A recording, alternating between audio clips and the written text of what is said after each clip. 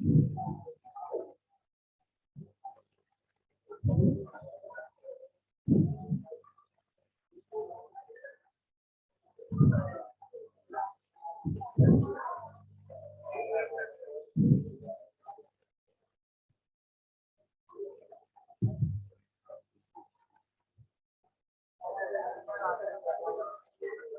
बेटा डिस्कशन के लिए क्या दिया था, पेपर दिया था, पहले निकालो।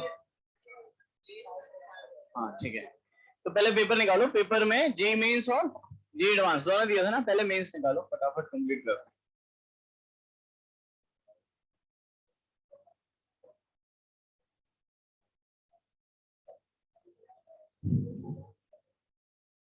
बेटा चलो बेटा बातें नहीं, फटाफट डिस्कस करते हैं, है ना। जे मेंस पेपर दिया था डिस्कशन के लिए। क्वेश्चन नंबर 1 फर्स्ट हो गया। फर्स्ट में ये डाउट है बेटा, पोटेंशियल ड्रॉप बहुत आसानी से कैलकुलेट कर सकते हो, आपको करंट की वैल्यू दे ही रखी है। जैसे देखिए यहाँ से 2 एम्पियर आ रहा है, यहाँ पे 40 वोल्ट और D20 है, तो यहाँ से भी कितना जाएगा 2 एम्पियर, क्लियर है। और यहाँ पर यहाँ से 2 एम्पियर, यहाँ से 2 एम्पियर, तो 5 ओम वाले में से कितना जाएगा 4 एम्पियर, उसके अकॉर्डिंग चेक कर सकते हो। क्वेश्चन नंबर 2 हो गया। इसको है ना कंप्रेस कर दो तो ये प्लेनर बन जाएगा, और अगर आप प्लेनर करोगे तो देखो ये ऐसा दिखेगा आपको। मैं बता देता हूँ बेटा, बात नहीं बिल्कुल, है ना। अगर आप देखोगे तो ये कुछ इस तरह का स्ट्रक्चर है, सही है।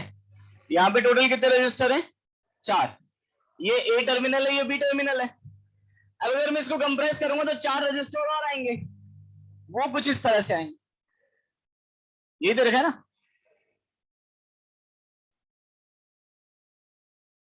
डायगोनल्स पे, और सबका रेजिस्टेंस सेम है। तो अगर आप देखोगे तो ये दोनों को मिलाने वाली, यानी टर्मिनल्स को मिलाने वाली लाइन हो गई, ये उसके परपेंडिकुलर लाइन हो गई, इसको हम बोलते हैं एंगल, सॉरी परपेंडिकुलर बाइसेक्टर। और अगर परपेंडिकुलर बाइसेक्टर के दोनों तरफ जो सर्किट है वो बिल्कुल सिमेट्रिक है, तो ये दोनों सारे सारे जंक्शन पॉइंट कैसे हो जाएंगे इक्वी पोटेंशियल। तो इसको हटा दो, आर और आर 2R 2R 2R का आंसर आएगा 2R/3।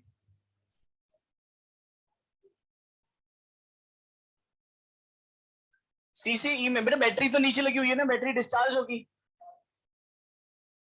चार्ज या करंट एक ही तो बात है।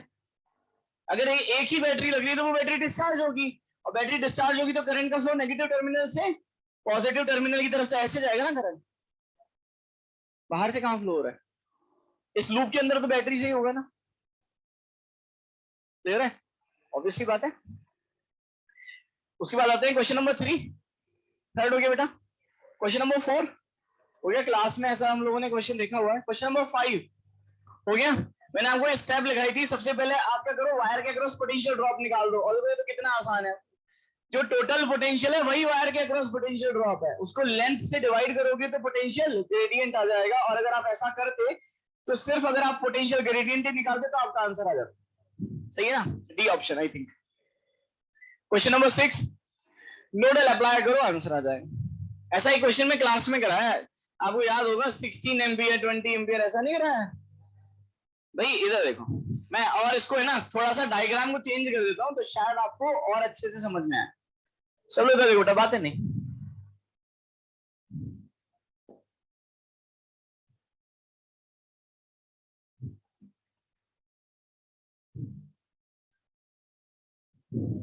ये दे रखा है, क्या मैं इसको ऐसे बना सकता हूँ ना, ऐसे बना दूं, बना सकते हैं ना, कोई फर्क थोड़ी ना पड़ेगा।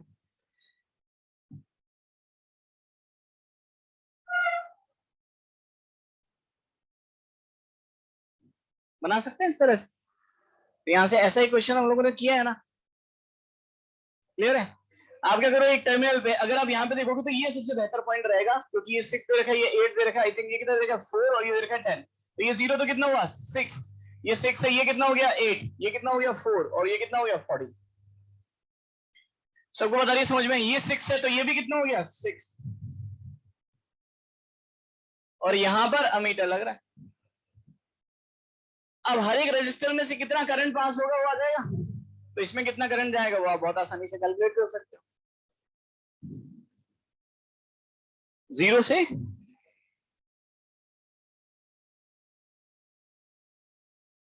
तो यहाँ पे करंट को नेगेटिव लेके समझानी।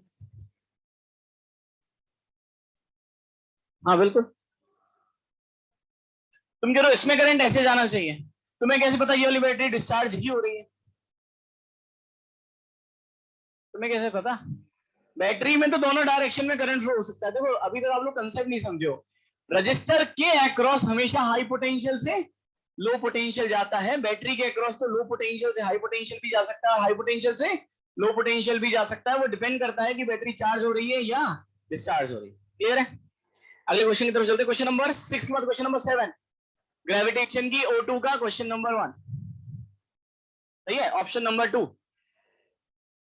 वही है, ग्रेविटेशन एग्जैक्टली वही है, डायग्राम भी वही है, कुछ भी चेंज नहीं हुआ। उसका ऑप्शन था कि gravitational field at the centre is 0। तो आप क्या करो, पहले पूरे को भर दो।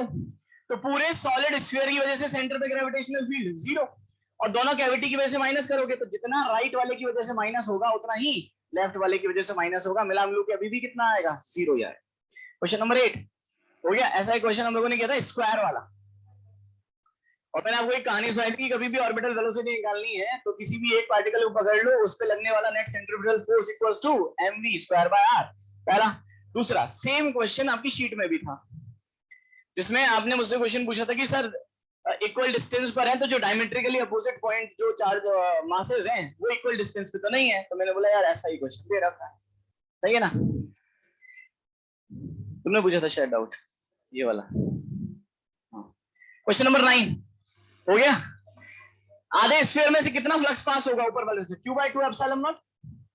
कर्व सरफेस एरिया से कितना फ्लक्स पास होता है? Q by 2 epsilon not 1 minus cos theta. तो Q by 2 एप्सिलॉन नॉट में से Q by 2 epsilon not 1 minus cos theta को माइनस कर दो तो रिमेनिंग पोर्शन का फ्लक्स आ जाए। क्वेश्चन नंबर 10, कोई बात।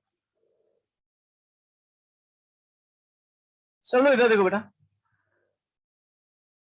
यहां पर मुझे कुछ इस तरह का ना एक क्यूबिकल स्ट्रक्चर दे रखा है, और इलेक्ट्रिक फील्ड कितना दे रखा है बोलो? Ex is equals to beta x to the power 1 by। सही है? आपसे पूछे ये क्यूब है जिसकी साइड लेंथ कितनी है? L, इससे टोटल कितना फ्लक्स पास होगा? मुझे बताओ फील्ड कौन सी डायरेक्शन में, x y या z? x में। ऐसे है? क्या वो इस सरफेस को कट कर रहा है? क्या वो इस सरफेस को कट कर रहा है? क्या इसको कर रहा है? क्या इसको कर रहा है? तो इन चारों से फ्लक्स कितना हुआ? 0। बचा कौन सा? एक ये वाला और एक ये वाला। क्लियर हो रही है बात? तो अगर मैं यहां पर बात करूं तो यहां पर तो फील्ड ऐसा आएगा, एरिया इधर होगा तो ये होगा इनकमिंग फ्लक्स, तो ये नेगेटिव आएगा। और यहां पर देखोगे तो इलेक्ट्रिक फील्ड इधर और एरिया भी इधर, ये आउटगोइंग फ्लक्स होगा, कैसा होगा? पॉजिटिव। तो नेट फ्लक्स क्या होगा? Outgoing flux minus incoming flux. अगर मैं आउटगोइंग फ्लक्स की बात करूं तो वो आएगा, इसका एरिया कितना बनेगा? L स्क्वायर इंटू यहां पर इलेक्ट्रिक फील्ड, ये यहां से कितनी दूरी पर है? L, और L मिला के कितना हुआ? 2L। तो कितना होगा? Beta 2L to the power 1/2। सही है? और इनकमिंग फ्लक्स बताओ जल्दी बोलो। L स्क्वायर इंटू बीटा, ये लेंथ कितनी है और कैसा आएगा? नेगेटिव। सही है? और नेट फ्लक्स क्या हो? दोनों को जोड़ दो तो इसमें से एक्चुअली ये वाला क्या हो जाएगा? माइनस हो जाएगा। ये आंसर आ जाएगा। बी ऑप्शन मैच कर रहा है। क्वेश्चन नंबर 11 हो गया क्या बेटा? क्वेश्चन नंबर 12,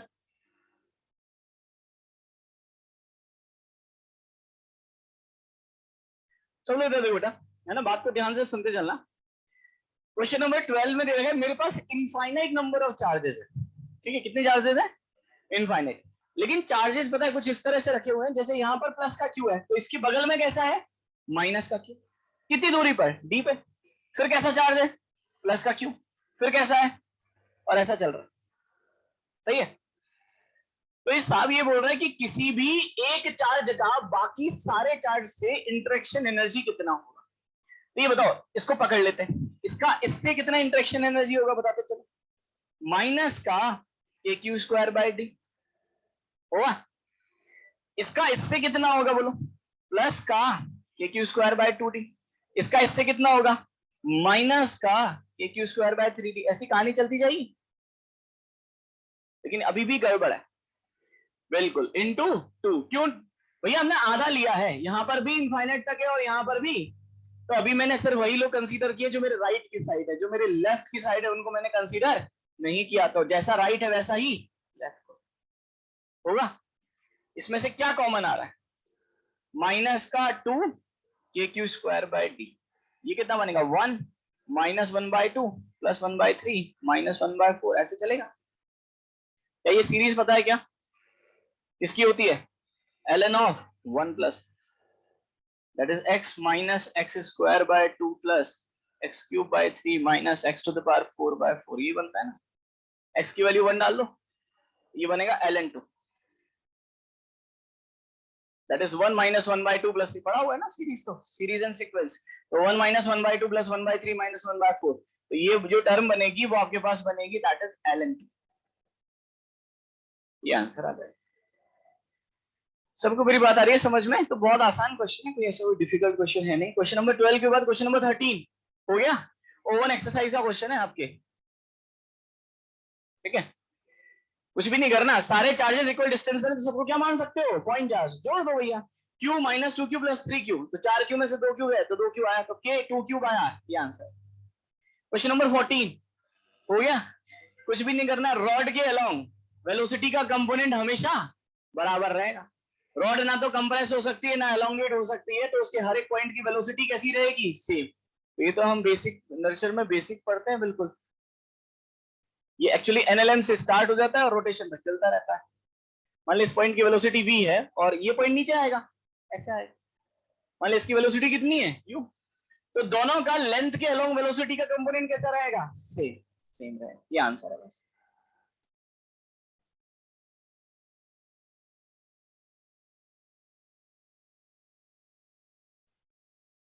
अच्छा, ओमेगा कैसे निकालेंगे ये बताओ? चलो मैं समझाता हूं, कोई बात। सब लोग इधर देखो,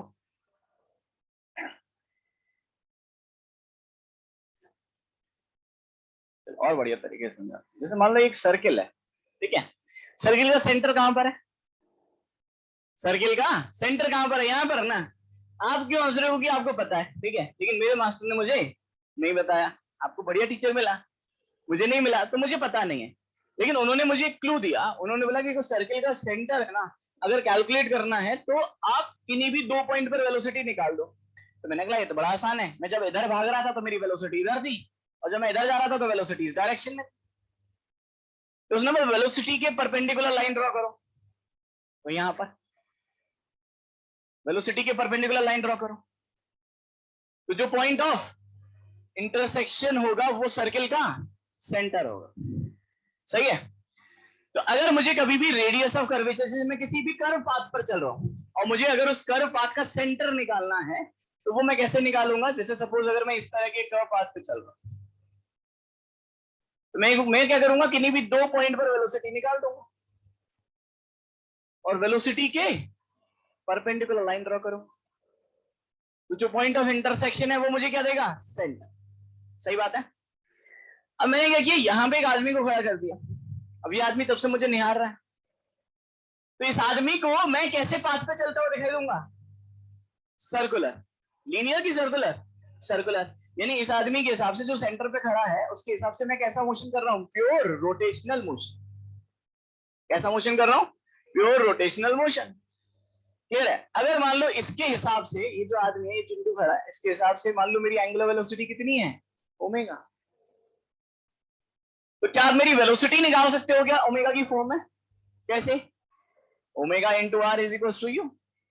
सही है? बस इसी पे ये क्वेश्चन बेस्ड है। मैं बता रहा हूँ ना बेटा, पूरा सॉल्व ही करता हूँ, घबरा। ये देखा ना? अब यहाँ पर अगर आप वेलोसिटी देखोगे बेटा, इस पॉइंट की वेलोसिटी इधर होगी, कितनी देर की होगी? सही है? और ये वाला जो पॉइंट है वो इस डायरेक्शन में जाएगा, कितनी वेलोसिटी से? कितनी वेलोसिटी से? यू से जाएगा। क्लियर है? अब आपको कैलकुलेट करना है कि एंगुलर वेलोसिटी कितनी होगी। अच्छा, आप लोगों ने नर्सरी में एक और चीज पढ़ी होगी, वो याद दिलाता हूँ आपको। जैसे अगर मान लो रिलेटिव एंगुलर वेलोसिटी अगर आपको कैलकुलेट करनी है, तो रिलेटिव एंगुलर वेलोसिटी क्या होगा?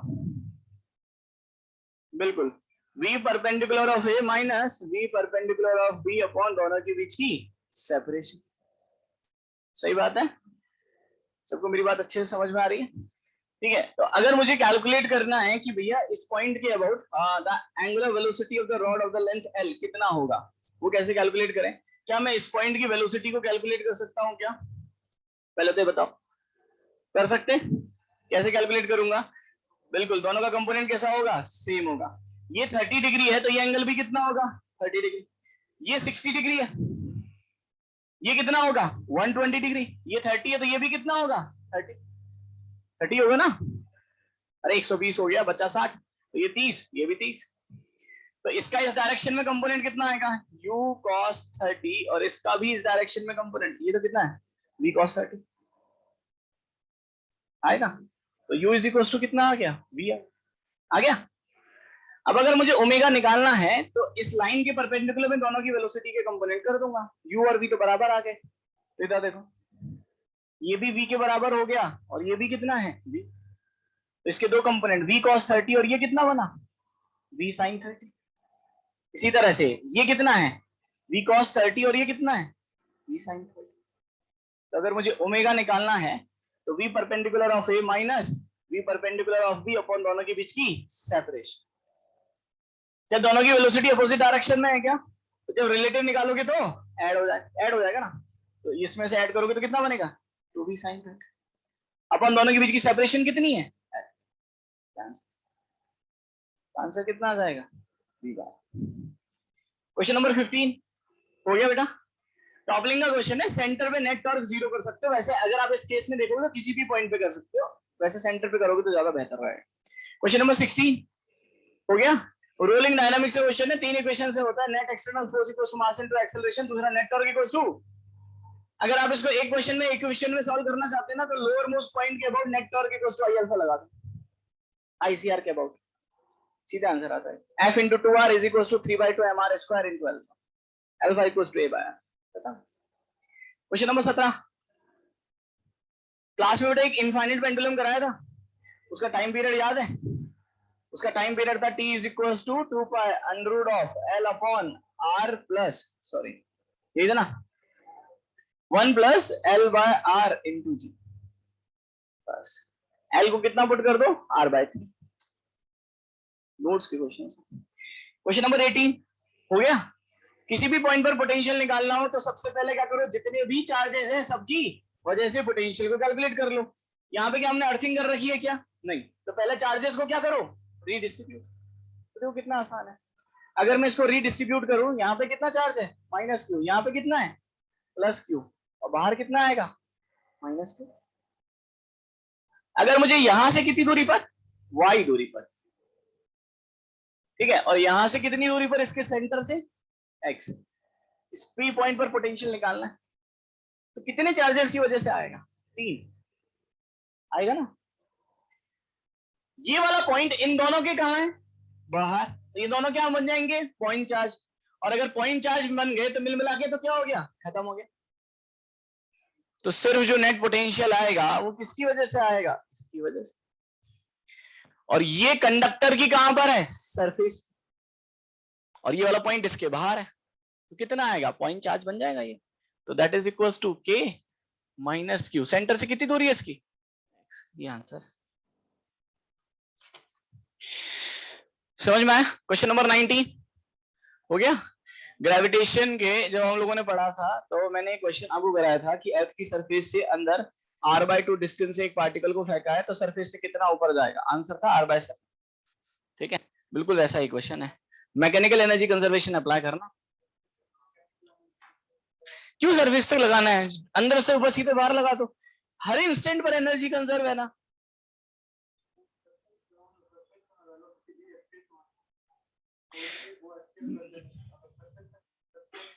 हाँ कर सकते हो, उस तरह से भी कर सकते हो, कोई दिक्कत नहीं है। फिर उस v एस्केप को मतलब अंडर रूट ऑफ 2gm/r के बराबर कर दोगे, बिल्कुल कर सकते हो, उससे भी आंसर आ जाएगा। डायरेक्टली भी अप्लाई कर सकते हो, सीधे अंदर से बिल्कुल बाहर। एस्केप करना है ना, तो फाइनली तो कितना हो गया? 0। क्लियर है? मिनिमम लिखा हुआ है ना, द मिनिमम वेलोसिटी नीडेड, कि मैं कितनी वेलोसिटी से कम फेंकूं, तो जैसे ही वो इनफाइनाइट पे पहुंचेगा उसकी काइनेटिक भी जीरो और पोटेंशियल भी जीरो। क्वेश्चन नंबर 20 हो गया। बेसिक डायग्राम है, क्लियर है। टीआईआर से पहले जो होता है वो रिफ्रैक्शन होता है और टीआईआर के बाद रिफ्लेक्शन होता है। तो ये थीटा सी एंगल दे रखा है आपको। आपको ये वाले कोऑर्डिनेट्स याद है क्या? ये वाले ये दे रखा है ना, ये वाले कोऑर्डिनेट, ये कितना होता है? ये आता है 90 माइनस थीटा सी, और ये आता है 180 माइनस 2 थीटा सी। ये एंगल होता है थीटा सी और ये एंगल होता है 90। ये कर्व होता है। क्वेश्चन नंबर 1, ये क्वेश्चन पिछली बार भी आपके पेपर में आया है ना, पिछली बार, लेकिन वो इलेक्ट्रो में आया था। अब इलेक्ट्रो की जगह हमने क्या कर दिया इसको, ग्रेविटेशन। मैं बता दूंगा, बढ़िया क्वेश्चन है, कॉपी में भी कर सकते हैं इसको, ठीक है। क्वेश्चन नंबर सेकंड हो गया। क्वेश्चन नंबर 3, कुछ नहीं मेहनत है यार, कॉस थीटा का फंक्शन है, दो में पॉजिटिव दो में चार क्वाड्रेंट होते हैं, तो दो में पॉजिटिव दो में नेगेटिव, नेट चार्ज कितना? जीरो, तो नेट पोटेंशियल सेंटर पे कितना? जीरो। क्वेश्चन नंबर 4 हो गया। Delta V is equal to minus का integration of E dot D R, और ई डॉट डी आर को जब ओपन करते हो that is E D R cos theta, तो डी आर कॉस थीटा होता है length in direction of electric field. तो इलेक्ट्रिक फील्ड का लेंथ के लिए कंपोनेंट कर लो ना, ये सीधे आंसर आ जाएगा। क्वेश्चन नंबर 5 हो गया। इसने इसरो लगाओ, mu one sin i is equal to mu two sin r, mu one upon mu two का रेशियो आ जाएगा, और इस फॉर्मूला से जो दे रखा है उसमें पुट कर दो, आंसर आ जाएगा। म्यू1 अपॉन म्यू2 का रेशियो है √3/2 आएगा, पुट करोगे तो आंसर आ जाएगा। क्वेश्चन नंबर 6, हाँ 6 तो आसान है। अरे भाई इधर देखो सब लोग,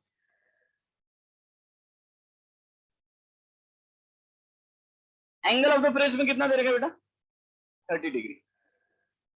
म्यू की वैल्यू कितनी दे रखी है? 1.5। रे ऐसे आ रही है, यहां से डेविएट होगी क्या? लेकिन यहां से तो होगी। कितना डेविएशन होगा वो आप कैलकुलेट कर सकते हो कि ये डेविएशन कितना होगा। डेविएशन होता है प्रिज्म से आई प्लस ई माइनस, आई कितना? 0। क्लियर है। अब बात करें यहाँ पे प्लस ई, अभी पता नहीं मुझे ए की वैल्यू कितनी है, 30। सही है। अब ई की वैल्यू कैसे कैलकुलेट करूंगा? यहां से, है ना, इसलिए उसको अप्लाई करके, ठीक है। मतलब कैसे?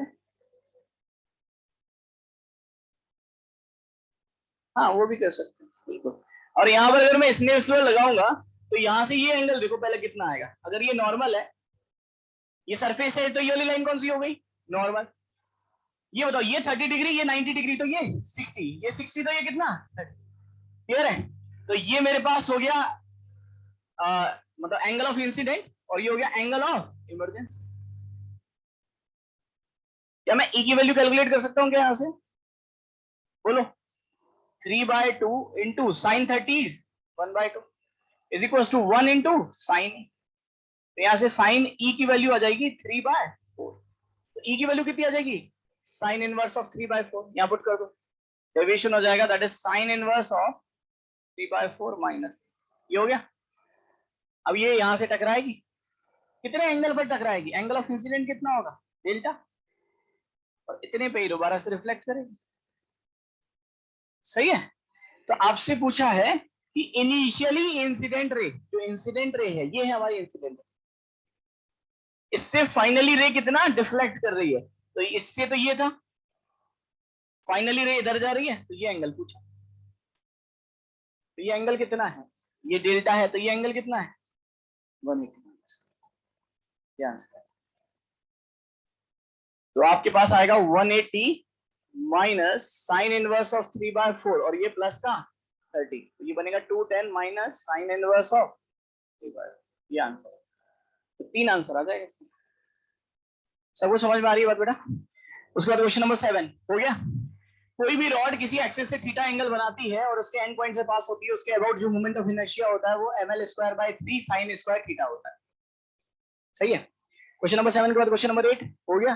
किसी भी पॉइंट के अबाउट नेट टॉर्क आप 0 कर सकते हो, आपकी चॉइस, जैसे 0 करोगे आंसर आ जाएगा। क्वेश्चन नंबर 9, मैंने आपको क्लास में एक पॉइंट बताया था कि जो ड्रिफ्ट वेलोसिटी होती है वो इनवर्सली प्रोपोर्शनल टू एरिया होता है, जो इलेक्ट्रिक फील्ड होता है वो भी इनवर्सली प्रोपोर्शनल टू एरिया होता है, और एक और बताया था current density inversely proportional to area. यहाँ इलेक्ट्रिक फील्ड पूछ लिया, then the ratio of the electric field will be inversely proportional to area।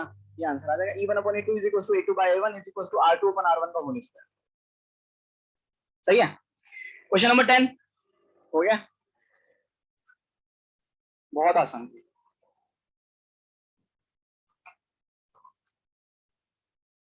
ठीक है, अगर अपन बात करें तो एग्जैक्टली जैसा जेईई मेंस में पेपर आता है वो इतना ही इजी आता है, जितना ये आसान है ना, इतना ही आसान पेपर आजकल जेईई मेंस में। लेकिन वो थोड़ा सा डिफिकल्ट आपके लिए क्यों हो जाएगा, क्योंकि यहाँ पर 4 चैप्टर से क्वेश्चन, वहां पे टोटल 30 चैप्टर है अपने पास फिजिक्स में। क्लियर है, तो हर चैप्टर से एक क्वेश्चन, 2 क्वेश्चन, कुछ इस तरह की कहानी रहेगी। मतलब मैं 30 का मतलब छोटे छोटे सारे पार्ट अलग कर रहा हूँ, तो टोटल 30 के अराउंड हमारे पास चैप्टर बनते हैं अगर मैं यूनिट डायमेंशन से कैलकुलेट करूँ, और लास्ट में एरर, पीओसी, सेमीकंडक्टर सबकी बात, टोटल 30 के आसपास चैप्टर बनते हैं। तो उसमें इसीलिए थोड़ा सा डिफिकल्ट हो जाएगा, क्योंकि सिलेबस बहुत ज्यादा है। यहाँ पे तो है ही क्या, 4 चैप्टर से टोटल क्वेश्चन मिलके आए, यही तो है। एसएचएम से एक आध दो होगा तो होगा, नहीं तो मेनली जो है ग्रेविटेशन, इलेक्ट्रो, करंट और रोटेशन, 4 चैप्टर से इसमें क्वेश्चन। ठीक है, चलो अब एडवांस का पेपर, किसका पेपर, थैंक यू।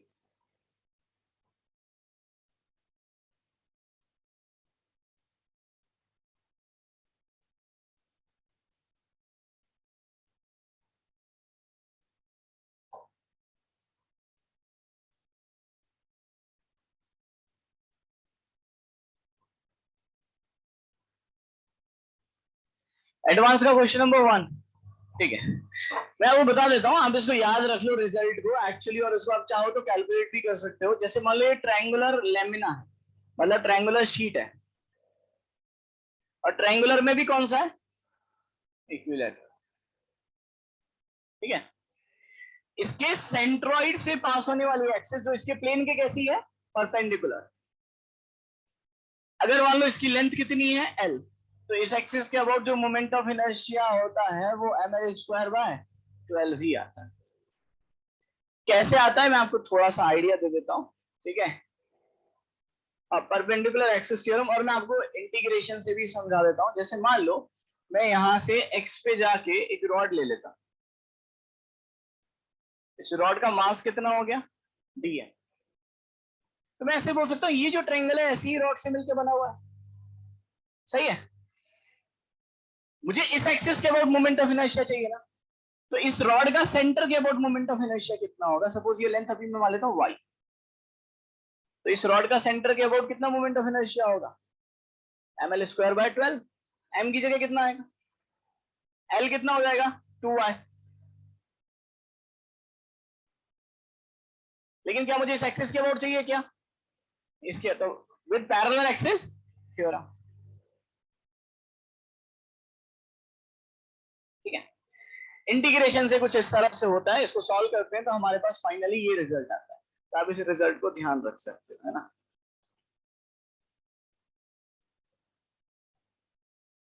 है ना, आप स्ट्रक्चर को चेंज करके, कंबाइन करके दूसरे स्ट्रक्चर में कन्वर्ट करके भी इसको सॉल्व कर सकते हो। क्वेश्चन नंबर 2 हो गया, क्वेश्चन नंबर 3।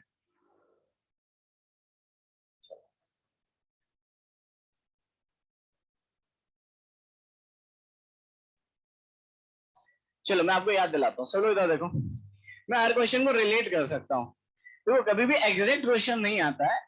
आपको प्रोफाइल सारे के सारे मैंने कराया हुआ, चाहे कोई भी पेपर हो। मैं आपको याद दिलाता हूँ, आपको ये वाला क्वेश्चन हम लोगों ने किया था क्या, ये एक m मास का ब्लॉक है, ये ऐसे इस तरह का, याद है, बस ये वही क्वेश्चन है। ठीक है, और ध्यान सुनना, अगर मान लो मैं इसको x से डिस्प्लेस करता, कितने अमाउंट से, x से, तो ये स्प्रिंग कितने से कंप्रेस होती है, x से, तो इसमें तो फोर्स कितना आता, k इंटू एक्स।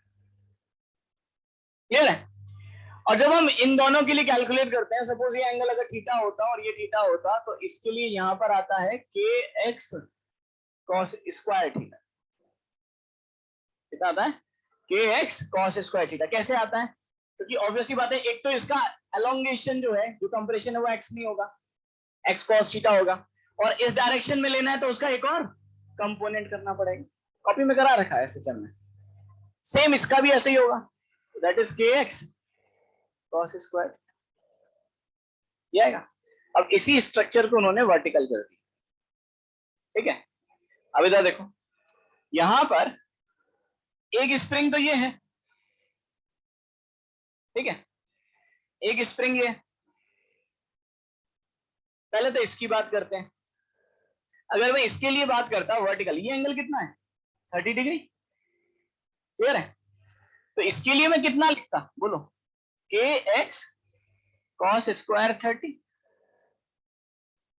और दूसरे कितने एंगल पर है 60 डिग्री, तो उसके लिए अगर आप वर्टिकल लिखते तो कितना बनता, के एक्स कॉस स्क्वायर 60, ये बनता।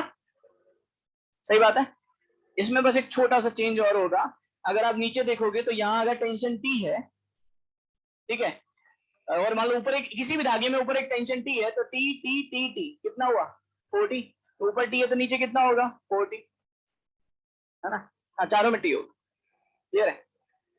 वो सेम, क्योंकि एलोंगेशन तो सब में कैसा होगा, सेम होगा ना। अच्छा, तो बोलोगे स्ट्रिंग में किस तरह से, अच्छा टेंशन कैसे डिवाइड करें, टेंशन के बारे में लिखा हुआ नहीं है क्या,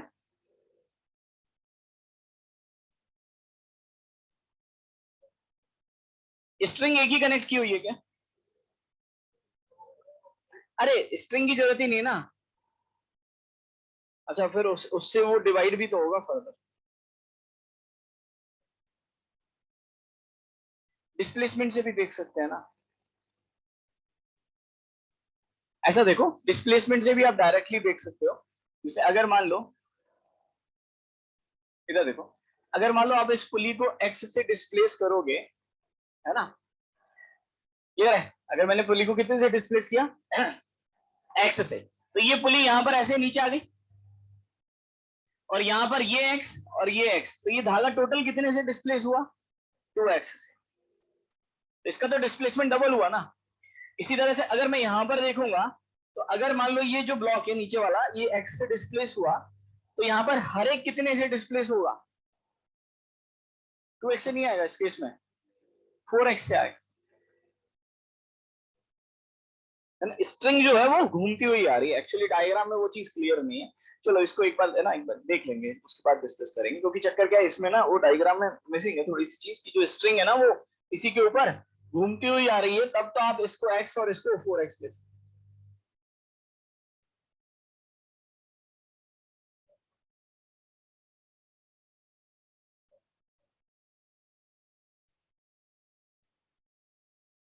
नहीं, वो वाली चीज तो अपन कंसीडर नहीं करते, दोनों का एंगल अलग अलग है ना। तो तुम कह रहे हो कि वो डिस्प्लेसमेंट जो रहेगा, इसलिए बोल रहे हो ना, एक का 30 डिग्री एक का 60 डिग्री है, वो अपन कंसीडर नहीं करते, क्योंकि डिस्प्लेसमेंट हम बहुत ही थोड़ा सा अज्यूम करते हैं। चलो देखते हैं क्वेश्चन नंबर 3 के बाद क्वेश्चन नंबर 4। 4 तो क्या क्या है ना, सेम पोटेंशियोमीटर वायर का क्वेश्चन है, बड़ा ही आसान सा क्वेश्चन है, आप बहुत आसानी से कैलकुलेट कर सकते हो। क्वेश्चन नंबर 4 के बाद क्वेश्चन नंबर 5,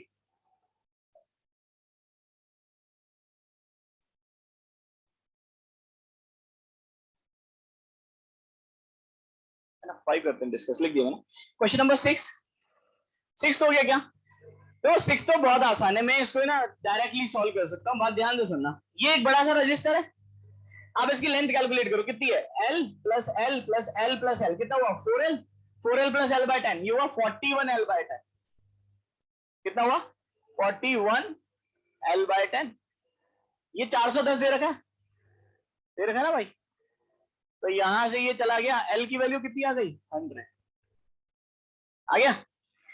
तो ये सबसे नीचे 100 100 100 100, और ऊपर वाला रेजिस्टेंस कितना है 10।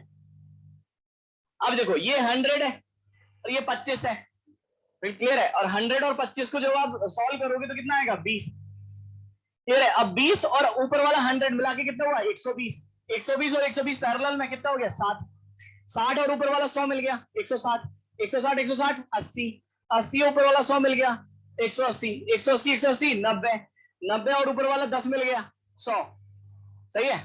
तो इसके अक्रॉस जो पोटेंशियल ड्रॉप आया, मतलब जो रेजिस्टेंस आया इक्विवेलेंट, ये आया 100 ओम, इसके अक्रॉस पोटेंशियल ड्रॉप पता है आपको कितना है, 400, और रेजिस्टेंस कितना है, 100। तो इसमें कितना करंट जाएगा, 4 एम्पियर। समझ में आ रही है बात सबको? सही है। टोटल कितना करंट आ रहा है यहां से, 6 एम्पियर। तो सब 4 इसमें गया, तो इसमें कितना गया, 2 एम्पियर। हो गया सॉल्व ये क्वेश्चन। इसके अक्रॉस भी पोटेंशियल ड्रॉप उतना ही रहेगा, कितना, 400। क्लियर है? Delta V is equal to I into R. I कितना है, 2 इंटू आर। आर की वैल्यू कितनी आ गई, क्वेश्चन नंबर 6 के बाद क्वेश्चन नंबर 7।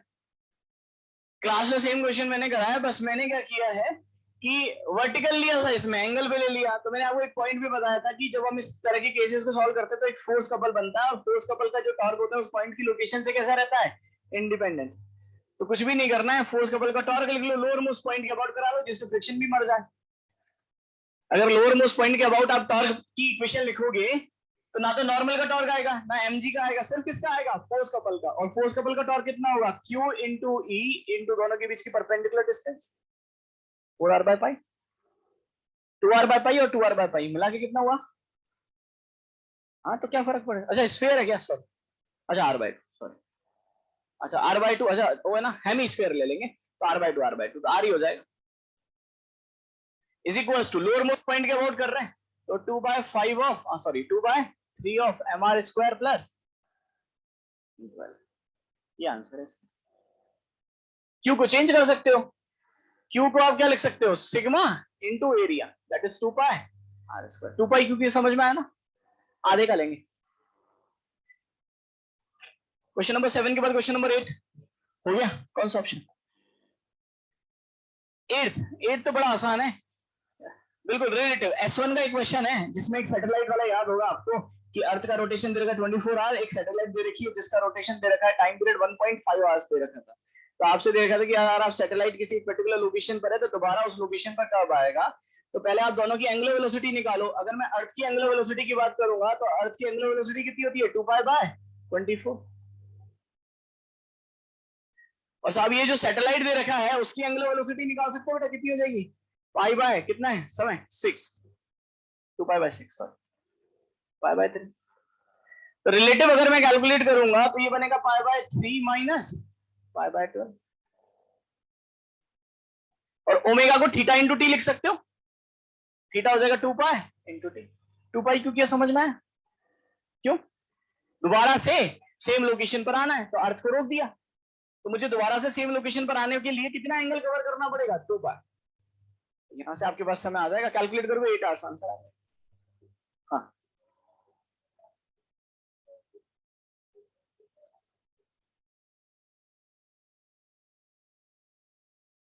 वो उसका कोई, मान लो वहां पे ब्राजील है,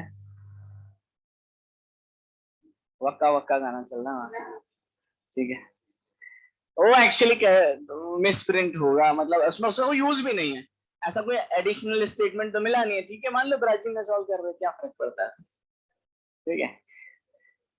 क्लियर है सबको? क्वेश्चन नंबर 8 के बाद क्वेश्चन नंबर 9।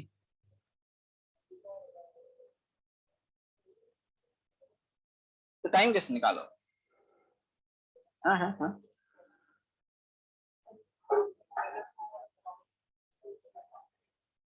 हाँ हाँ, वेलोसिटी के लिए एनर्जी कंजर्वेशन अप्लाई कर लो और टाइम के लिए एसएचएम अप्लाई कर लो, आ जाएगा उसमें। हाँ टाइम π/3 r/2, तो π/6 π/6 π/3 हुआ, और π/6 π/3 का मतलब हुआ t/6, t/6 आंसर है। तो 2π/6 under root of that is r/g0, तो π/3 ये आंसर आ रहा है, बी दिया हुआ है ना, आंसर करेक्शन होगा, चेक कर लेंगे एक बार, वो ऐसा नहीं, आंसर करेक्शन ये ऑप्शन मैच कर रहा है। हाँ क्वेश्चन नंबर 10, 10 तो नोट्स का क्वेश्चन है। हाँ जी बेटा, 9th, चल मैं समझा देता हूँ, लिख देता है, ठीक है, 5 और 9।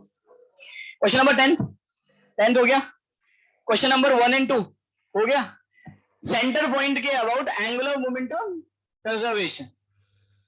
क्वेश्चन नंबर 3 और 4 हो गया। सेम लोकेशन पर तभी बन सकती है इमेज पहला, जब फाइनली या तो मिरर पे परपेंडिकुलर स्ट्राइक करे, यानी वो रेडियस ऑफ कर्वेचर हो जाएगा उसके पास, या फिर उसके पोल पर गिरे। क्वेश्चन नंबर 5 एंड 6 हो गया। केवीएल से नहीं करना है, किससे कर सकते हो? नोडल से। क्वेश्चन नंबर 7 हो गया।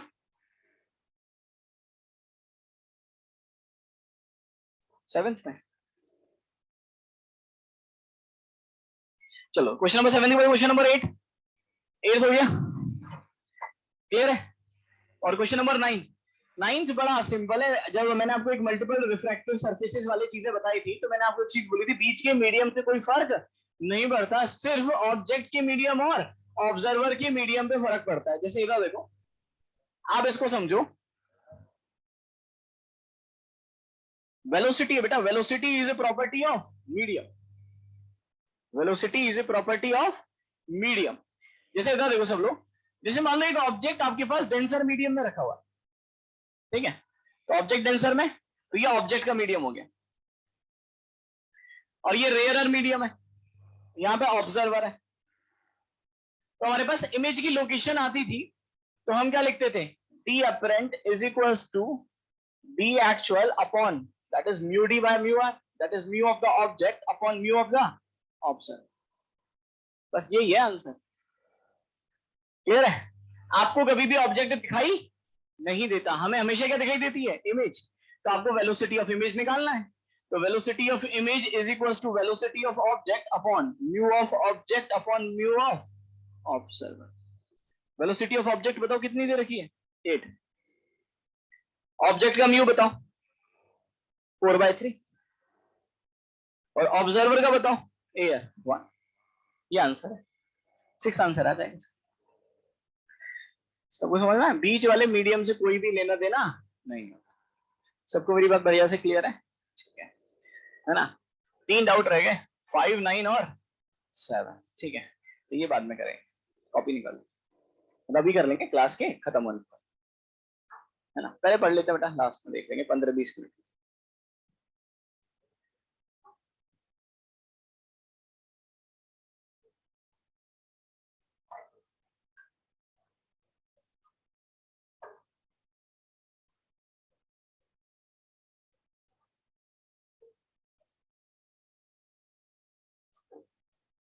कहाँ तक कंप्लीट कर लेते? टॉपिक स्टार्ट किया था क्या हम लोगों ने? नहीं किया था ना? कौन सा? बस यही कराया था ना?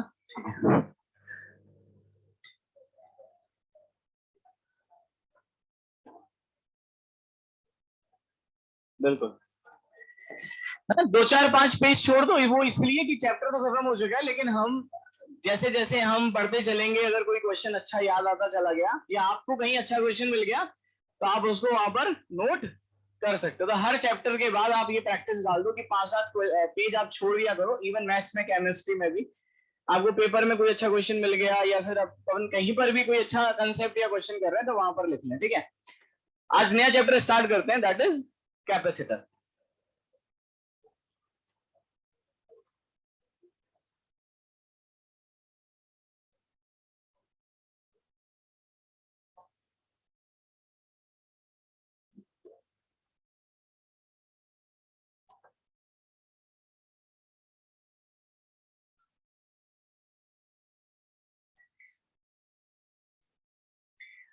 इधर बेटा पहले तो इस चीज की बात करें कि कैपेसिटर क्या होता है। जैसे मैंने आपको शुरू से थोड़ा थोड़ा सा तो आइडिया दिया है, एक बार उसी आइडिया पे चलते हैं और वहां से हम चैप्टर को स्टार्ट करेंगे, ठीक है। जैसे मैंने आपको सबसे पहले बोला था कि 3 तरह की डिवाइसेस हमें पढ़नी, कौन कौन सी? रजिस्टर, कैपेसिटर और इंडक्टर। रजिस्टर हम पढ़ चुके हैं, करंट, इलेक्ट्रिसिटी। अब आएगा कैपेसिटर, नाम से चैप्टर का नाम भी वही है। और फिर आगे चल के इंडक्टर आएगा, जो हम पढ़ेंगे मैग्नेटिक इफेक्ट ऑफ करंट में। क्लियर है? अब रजिस्टर की हम बात करें, तो कोई हमसे पूछ ले कि साहब रजिस्टर क्या होता है, तो हम बोल सकते हैं कि रजिस्टर एक एनर्जी डिसिपेटेड डिवाइस होती है, जो सिर्फ हीट की फॉर्म में एनर्जी को खर्च करता है। फिर कोई हम पे दूसरा क्वेश्चन था कि भाई हीट की फॉर्म में कैसे खर्च करेगा, तो आप बोलोगे जब उसमें से करंट पास होता है तो वो पावर को डिसिपेट करता है, किस रेट से? I² × R। जितना ज्यादा करंट रजिस्टर से पास होगा उसमें हीट का डिसिपेशन उतना ही ज्यादा होगा। सही है। और यही रीजन है कि जब बिजली घर से हमारे घर पर लाइट आती है, बिजली का जब ट्रांसफर होता है तब एनर्जी लॉस हो जाती है, क्योंकि वायर के थ्रू ही होता है, हवा में तो होता नहीं है। और वायर का खुद का रेजिस्टेंस होता है, और वायर में अगर करंट जा रहा है तो उसमें से पावर का लॉस हो रहा होगा, किस रेट से? आई स्क्वायर इंटू आर। क्लियर है? इसलिए पावर का लॉस बहुत ज्यादा हो जाता है। क्लियर है? तो हम उसको मिनिमाइज कर सकते हैं, हम उसको जीरो नहीं कर सकते। अब हम बात करें कि दो बच गए, कैपेसिटर और एक इंडक्टर। कैपेसिटर और इंडक्टर दोनों एनर्जी स्टोरेज डिवाइसेस हैं। तो दिमाग में क्वेश्चन आता है कि जब दोनों एनर्जी स्टोरेज डिवाइसेस है तो हम एक ही बना लेते। क्लियर है? क्योंकि दोनों का फंक्शन अलग अलग है। कैपेसिटर जो होता है वो in a form of electric field energy को स्टोर करता है, और जो इंडक्टर वो होता है वो in a form of magnetic field energy को स्टोर करता है। अब दिमाग में आता है सर इलेक्ट्रिक फील्ड की फॉर्म में कैसे एनर्जी स्टोर होती है? क्लियर है? हमने एक फॉर्मूला पढ़ा था, आपको याद होगा, energy per unit volume half epsilon naught E square, that is total energy per unit volume. मैंने बोला कि हवा में, स्पेस में, कहीं पर भी जहां फील्ड हो, कौन सा फील्ड? इलेक्ट्रिक, तो यूनिट वॉल्यूम में कितनी एनर्जी स्टोर होगी? Half epsilon naught E square. सही है? अगर मैं इसको वॉल्यूम से मल्टीप्लाई कर दूं तो एनर्जी आ जाएगी। तो मैं ऐसे बोल सकता हूं क्या कि जहां जहां इलेक्ट्रिक फील्ड होगा वहां वहां पर एनर्जी हो सकती है। और समझते हैं, लाइट होती है ना, सनराइज, हम बोलते हैं light is a electromagnetic wave. क्या बोलते हैं लाइट को? Electromagnetic wave. इलेक्ट्रिक फील्ड भी होता है और उसमें मैग्नेटिक फील्ड। और लाइट पार्टिकल्स के पास एनर्जी होती है ना, भाई सूर्य भगवान हमें एनर्जी सप्लाई करते हैं ना। क्लियर है? हम धूप में खड़े हो जाते हैं, अभी देखो 2 बजे, है ना, बिल्कुल आदमी बहरंट हो जाता है। तो 2 बजे अगर आप यहाँ पे बिल्कुल आटा लेके खड़ा हो जाओ तो फुली फुली रोटियां मिल जाएंगी आपको। ठीक है? तो जो सूर्य भगवान हमें एनर्जी का सप्लाई कर रहे हैं, ऐसा इसलिए हो रहा है, हम इसको थोड़ा सा ब्रेक करें तो light is a combination of electric field and magnetic field. Clear है? तो एक्चुअली सन की वजह से हर जगह पे उसका एक फील्ड जनरेट हो गया, इलेक्ट्रिक फील्ड और मैग्नेटिक फील्ड, और उस इलेक्ट्रिक फील्ड की फॉर्म में एनर्जी है, यानी सन से जो एनर्जी ट्रांसफर हो रही है that will be in form of electric field and magnetic field. तो हम बोल सकते हैं जहां जहां पर इलेक्ट्रिक फील्ड होगा वहां वहां पर एनर्जी होगी। क्लियर है? यही काम एक कैपेसिटर करता है। क्लियर है? तो सबसे कोई बेसिक डेफिनेशन हमसे पूछे कि कैपेसिटर है क्या, तो पहला, कोई बिल्कुल एकदम चिंटू होगा तो हम बोल देंगे उसको, देख भाई वो एक एनर्जी स्टोरेज डिवाइस। क्लियर है? दूसरा, फिर उसने बोला कि अच्छा अच्छा थोड़ा सा और बता, इंटरेस्टिंग आ रहा है, इंटरेस्ट आ रहा है, तो हम बोलेंगे कि कैपेसिटर जो है वो एनर्जी को स्टोर करता है in a form of electric field. और जब हम बात करते हैं इंडक्टर की तो वो भी एनर्जी को स्टोर करता है लेकिन in a form of magnetic field. सबको मेरी बात यहां तक समझ में आई? तो इसमें डेफिनेशन से स्टार्ट करते हैं, हेडिंग डालो कैपेसिटर, और इसमें फर्स्ट पॉइंट लिखो,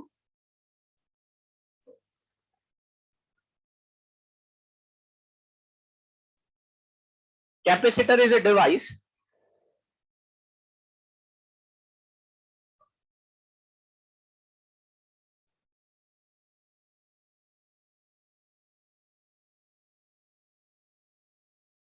capacitor is a device that store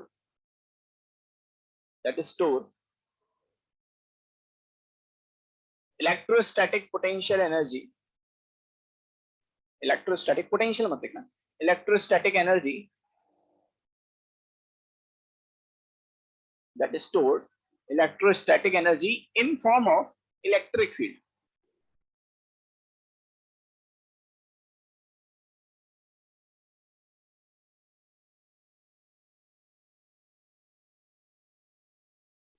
यहाँ तो सबको मेरी बात आ रही है, समझ में है ना? बहुत ही धीरे धीरे से समझेंगे, पहले तो हम समझे ना कैपेसिटर है क्या, क्योंकि कई बार क्या होता है चैप्टर खत्म हो जाता है लेकिन बच्चों को ये समझ में नहीं आता कि कैपेसिटर है क्या। तो आज के लेक्चर में हम ये समझने की कोशिश करेंगे कि पहले तो कैपेसिटर है क्या, बनता कैसे। ठीक है? अब ऐसे समझो, कैपेसिटर को मारो गोली, कंडक्टर तो पता है ना सबको। ठीक है? अगर मान लो मेरे पास एक आइसोलेटेड कंडक्टर है, आइसोलेटेड का मतलब तन्हा, बाकी सब उससे बहुत दूर जा चुके हैं, कितना दूर? इनफाइनाइट। अच्छा ये एक कंडक्टर है तो इस पे सारा चार्ज कहां पर होगा, इसकी सरफेस। मान लेते हैं क्यू चार्ज हो गया। क्लियर है? मुझे बता सकते हो अगर ये कंडक्टर है, कंडक्टर का मतलब मेटल, तो अंदर फील्ड कितना, 0, क्योंकि अंदर कोई भी चार्ज नहीं है, सारा चार्ज कहां पर है। तो अगर मैं आपसे बोलूं बताओ यार इसकी वजह से इलेक्ट्रिक फील्ड कौन सी डायरेक्शन में होगा, तो आप बोलोगे रेडियली आउटवर्ड, ऐसे फैला हुआ होगा, सरफेस से चालू होगा और कहां तक जाएगा, इनफाइनाइट। सही है? तो अगर मेरा अगला क्वेश्चन है, शायद आप लोग आंसर दे पाओगे, कि अगर मान लो ये कंडक्टर किसी भी तरह से एक कैपेसिटर की तरह से काम करना चालू कर दे, ये कंडक्टर एक कैपेसिटर की तरह से काम करना चालू कर दे, तो ये अपनी एनर्जी को कहां पर स्टोर करेगा, सरफेस से लेके इनफाइनाइट के बीच, इस रीजन में स्टोर करेगा। अंदर क्यों नहीं करेगा, अंदर इलेक्ट्रिक फील्ड 0 है। अब आप लोग सर इलेक्ट्रिक फील्ड 0 होने से एनर्जी कैसे 0 हो गई, तो आप मैथमेटिकली बोल सकते हो हाँ epsilon naught E square into volume that is equals to total energy. जब इलेक्ट्रिक फील्ड ही 0 हो जाएगा तो एनर्जी भी कितनी हो जाएगी, 0। सही है? अगर हम बात करें तो दुनिया में भगवान ने हमें सबसे बड़ा एक कैपेसिटर दिया है, और वो क्या है, अर्थ। क्लियर है? हम बात करें कंडक्टर की तरह से, आप बात करो पहले, तो हम बोल सकते हैं कि सबसे बड़ा कंडक्टर जो है वो अर्थ है, और अर्थ से हम कितना भी चार्ज ले सकते हैं और कितना भी चार्ज दे सकते हैं। तो अब मेरा अगला क्वेश्चन है, अगर अर्थ एक कैपेसिटर की तरह से काम कर रहा है तो वो अपनी एनर्जी को कहां पे स्टोर करेगा, सरफेस से लेके इनफाइनाइट। सब कुछ चमक रही है बात, अंदर क्यों नहीं स्टोर कर रहा, इलेक्ट्रिक फील्ड 0, क्योंकि अर्थ को मैं क्या मान रहा हूं, एक कंडक्टर, और कंडक्टर है तो वो मेटेलिक सरफेस की तरह से बिहेव करेगा, तो अंदर फील्ड कितना, 0। अर्थ पे सारा का सारा चार्ज कहां पर आ जाएगा, उसकी सरफेस पे। तो फील्ड कहां से कहां तक होगा, सरफेस से लेके इनफाइनाइट तक, और जहां फील्ड होगा वहीं एनर्जी स्टोर होगी। क्लियर हो रही है बात? तो हमसे किसी ने पूछा कि भाई ये बताओ कि अर्थ अगर एक कैपेसिटर है तो वो अपनी एनर्जी को कहां पे स्टोर करेगा, तो आप बोलोगे सरफेस से लेके इनफाइनाइट तक का जो भी रीजन होगा वहां एनर्जी स्टोर करेगा। मतलब अगर मैं बोलूं कि अर्थ की वजह से क्या इस कमरे में भी एनर्जी स्टोर हो रही होगी, बिल्कुल हो रही होगी। तो अर्थ की वजह से यहाँ पर फील्ड निकाल दो, उसको इस कमरे के वॉल्यूम से मल्टीप्लाई कर दो, आपके पास एनर्जी आ। सबको मेरी बात आ रही है समझ में? चलो मान लो ये आपको अर्थ दे रखी, इसकी रेडियस कितनी है, r। अगर मैं आपसे बोलूं कि फाइंड आउट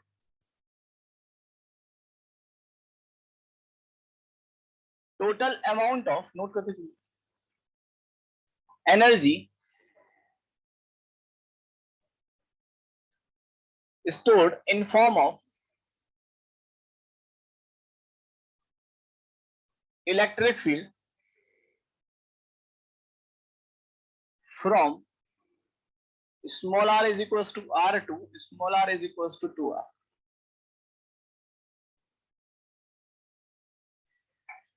क्लियर है? मैंने मान लिया कि भाई एक अर्थ दे रखी है, अर्थ पे टोटल चार्ज कितना दे दिया मैंने आपको, q, इसकी रेडियस कितनी है, r।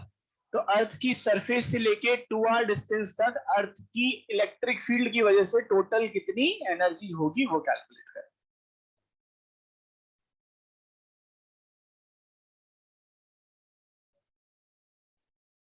कैसे कैलकुलेट करेंगे, सीधे वॉल्यूम से मल्टीप्लाई कर सकते हैं क्या, नहीं कर सकते। क्यों नहीं कर सकते,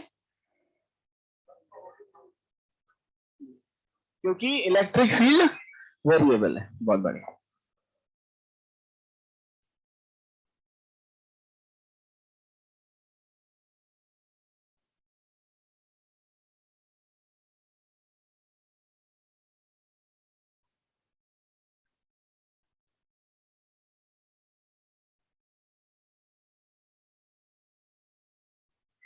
क्लियर है? तो अगर मैं इस क्वेश्चन के आंसर की बात करूं तो मेरे दिमाग में एक ही चीज आती है कि अगर मैं half epsilon naught E square की बात करूं तो ये होता है total energy per unit volume, ये होता है।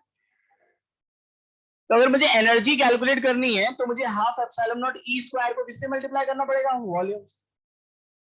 लेकिन समस्या क्या है, अर्थ का जो इलेक्ट्रिक फील्ड है वो कांस्टेंट थोड़ी ना है।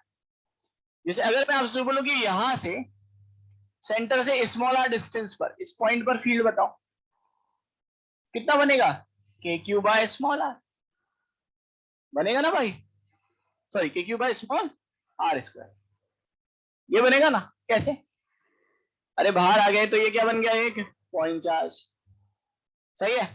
और ये कांस्टेंट की वेरिएबल, वेरिएबल जैसे जैसे आर को चेंज करते जाओगे फील्ड की वैल्यू भी चेंज होती जाएगी, तो आप डायरेक्टली एनर्जी कैलकुलेट वॉल्यूम से मल्टीप्लाई करके नहीं कर सकते। कैसे करोगे, अगर मुझे टोटल एनर्जी निकालनी है तो इसको मैं ऐसे लिखूंगा, दैट इज इंटीग्रेशन ऑफ, सब लोग देखो, half epsilon naught E square into 4 pi R square into D. ये सबको समझ में आया, पक्का कंफर्म है। लिमिट कहां से कहां तक आएगी,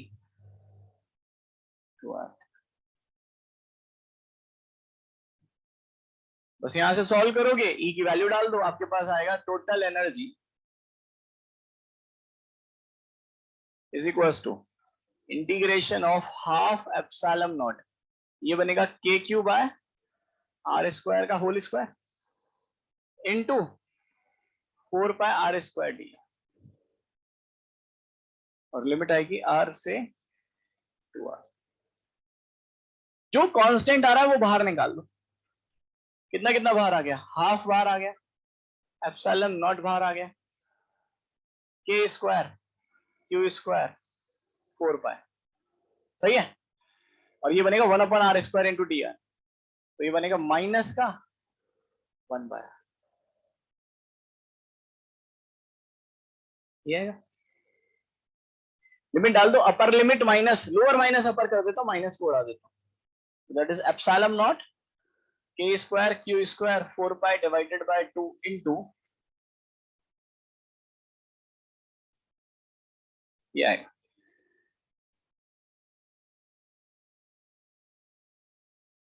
तो बनेगा आपके पास एप्सिलॉन नॉट के square Q square into pi divided bye,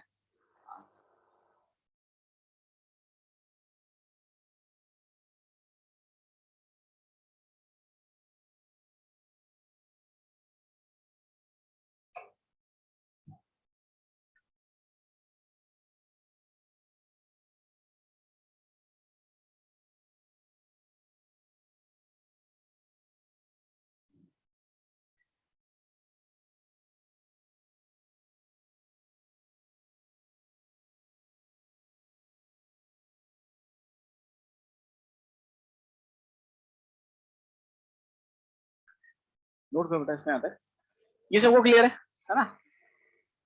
इधर देखो बेटा सब लोग पहले, तो अभी तो मैंने आपको कुछ भी नहीं बताया है ना, अभी तो मैं आपको बस ये समझाने की कोशिश कर रहा हूं कि कैपेसिटर होता क्या है और कंडक्टर और कैपेसिटर में क्या अंतर है। सब लोग इधर देखो, शुरू से समझते हैं, दोबारा से जीरो से, क्लियर है। कंडक्टर क्या होता है, एक ऐसी बॉडी जिसमें फ्री इलेक्ट्रॉन्स होते हैं, generally metals are conducting in nature, सही है। कंडक्टर की एक प्रॉपर्टी होती है, उसके अंदर इलेक्ट्रिक फील्ड कितना होता है, जीरो, सारा का सारा चार्ज कहां पर रहता है, सरफेस। फिर हमने बोला कि भाई कैपेसिटर एक ऐसी डिवाइस होती है, किसी ने मुझे आगे बताया कि यार कैपेसिटर एक ऐसी डिवाइस होती है जो इलेक्ट्रिक फील्ड की फॉर्म में एनर्जी को स्टोर कर सकता है, ठीक है। तो उसने मुझे ये समझाया कि जहां जहां इलेक्ट्रिक फील्ड होगा सिर्फ एनर्जी वहीं स्टोर होगी। तो उसने मुझसे क्वेश्चन पूछा कि बता, अगर अर्थ एक कैपेसिटर है तो एनर्जी कहां से कहां स्टोर होगी, सरफेस से लेके इनफाइनाइट। तो अगर मुझे एनर्जी कैलकुलेट करनी है तो मैं कौन से फॉर्मूले से निकाल सकता हूं, half epsilon naught E square, सही बात है। अब सब लोग इधर देखो, कैपेसिटर की एक और डेफिनेशन होती है, कैपेसिटर, अब बात करें कैपेसिटर बनता कैसे, ठीक है। अगर मैं दो मेटालिक सरफेसेस लूं, ठीक है, तो हमने एक चीज पढ़ी है कि दो फेसिंग मेटालिक सरफेस पर चार्ज कैसा होता है, इक्वल एंड अपोजिट। कैसा होता है, इक्वल एंड अपोजिट। जैसे मान लो, इधर देखो सब लोग, जैसे मान लो मेरे पास ये दो मेटालिक सरफेस, तो इस पे चार्ज अगर प्लस क्यू है तो इस पे चार्ज कैसा होगा, माइनस क्यू होगा। क्या यहां पर भी एक इलेक्ट्रिक फील्ड सेटअप हो जाएगा, क्या होगा ना, पॉजिटिव से अवे और नेगेटिव की तरफ, तो ये होगा। और अगर यहां पर इलेक्ट्रिक फील्ड आ गया तो इस रीजन में भी एनर्जी स्टोर हो सकती है, क्लियर है। इसी कॉम्बिनेशन को हम क्या बोलते हैं? कैपेसिटर बोलते हैं। इसी कॉम्बिनेशन को हम क्या बोलते हैं? कैपेसिटर। तो अब एक और डेफिनेशन आती है कैपेसिटर की, कि अगर हम बात करें, if there is two metallic surfaces जिसकी फेसिंग सरफेस पे चार्ज कैसा हो? इक्वल और opposite, that combination is known as capacitor. सबको मेरी बात क्लियर है? तो इसको लिख लेते हैं, यहां तक नोट करो, और दोबारा से इसमें जैसे इसको फर्स्ट पॉइंट डाल देते हैं, उसके बाद आते हैं second point.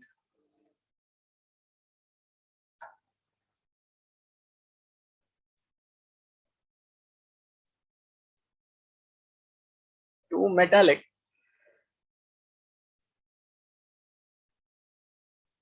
facing surfaces that having charge equal and opposite.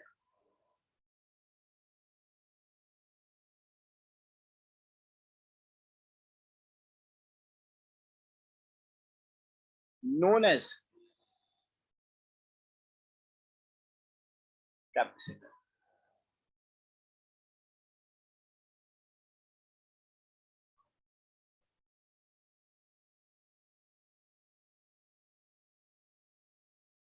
Next point.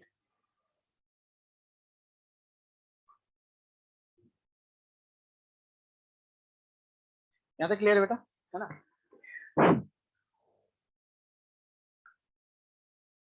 अच्छा इधर देखो सब लोग, इस डायग्राम पे वापस आते हैं। चलो छपाई रोक बैठना। अगर मैं यहां पर बात करूं और ये कैपेसिटर बन रहा है, तो मेरा क्वेश्चन है ये कैपेसिटर कहां से कहां तक बन रहा है? सरफेस से लेके इनफाइनाइट तक। अब मेरा सर जो है वो चकरा गया। मैंने बोला कि अभी तो यहाँ पे लिखा है कितनी मेटालिक सरफेस होनी चाहिए? 2। तो एक सरफेस तो सर हमें दिख रही है, कौन सी? ये वाली। दूसरी मेटालिक सरफेस कहां है? तो बिल्कुल मैं बोलूंगा जहां पर इलेक्ट्रिक फील्ड खत्म हो रहा होगा वहां पर। तो वो कहां पर है? इनफाइनाइट पे। तो हम क्या करेंगे इस केस में, दूसरी मेटालिक सरफेस को हम इनफाइनाइट पे अज्यूम कर लेते।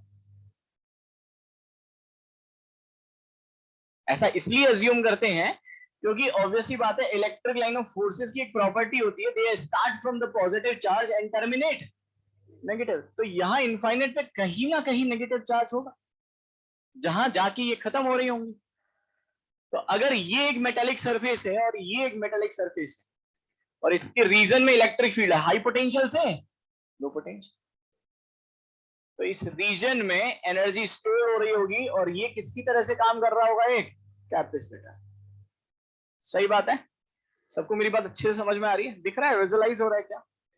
अब अगले पॉइंट पर आते हैं। अब दिमाग में आता है कि सर कैपेसिटर तो ठीक है, इसके लिए हम एक वर्ड डिफाइन करते हैं जिसको बोलते हैं कैपेसिटेंस। तो पहले तो कैपेसिटेंस क्या होता है इसको समझते हैं। ये मुझे रेजिस्टेंस क्या होता है? करंट या चार्ज को रोकने की क्षमता। सही है?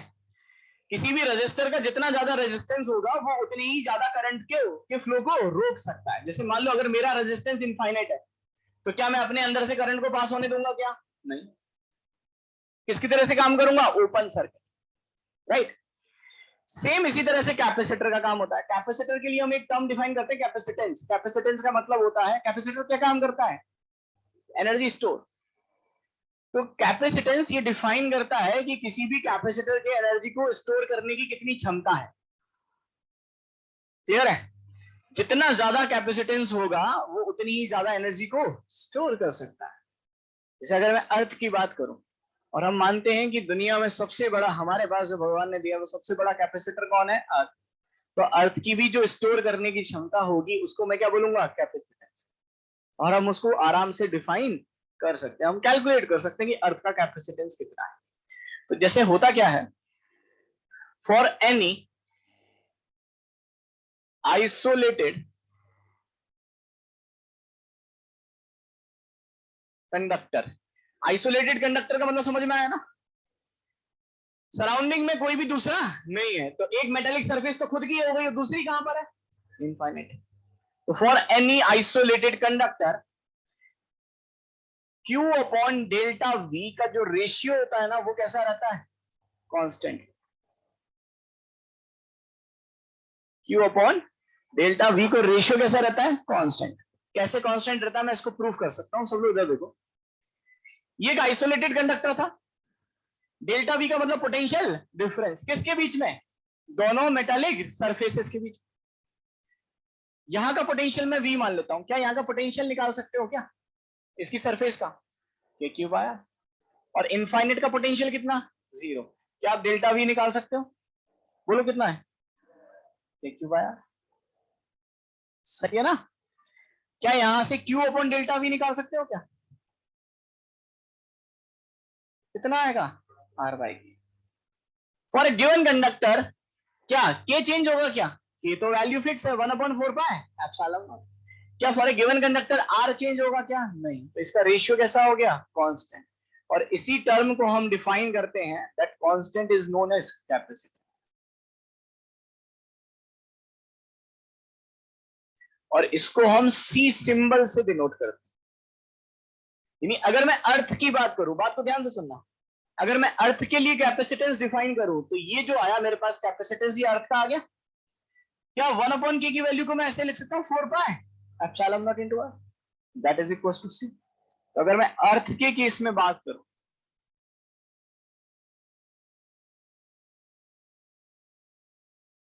तो अर्थ का कैपेसिटेंस कितना होता है, 4 pi epsilon naught R. 1/4 pi epsilon naught की वैल्यू कितनी होती है, 9 इंटू 10⁹9। तो इसकी वैल्यू कितनी होगी, 1/9 into 10⁹9। Radius of the earth आपको पता होता है 6400 किलोमीटर। जब आप इसको कैलकुलेट करते हो तो ये आता है 711 म्यू एफ।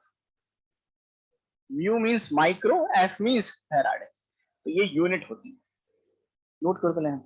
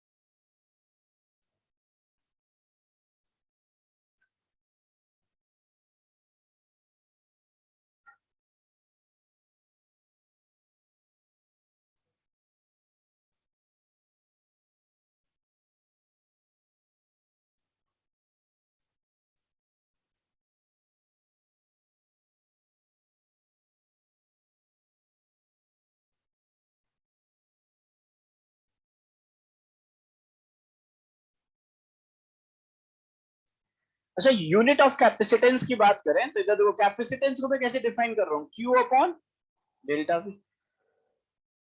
क्यू का मतलब अगर मैं यूनिट की बात करूंगा तो चार्ज की यूनिट कूलम, और वी की volt, that is coulomb per volt. तो कैपेसिटेंस की जो यूनिट होती है वो होती है कूलम पर वोल्ट, और 1 coulomb per volt is defined as 1 farad.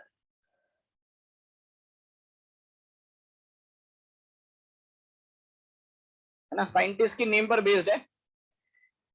Clear हुई बात बेटा यहाँ पे। तो अगर कोई हमसे पूछे कि कैपेसिटेंस की यूनिट क्या होती है तो हमारा आंसर क्या आएगा, फैराडे।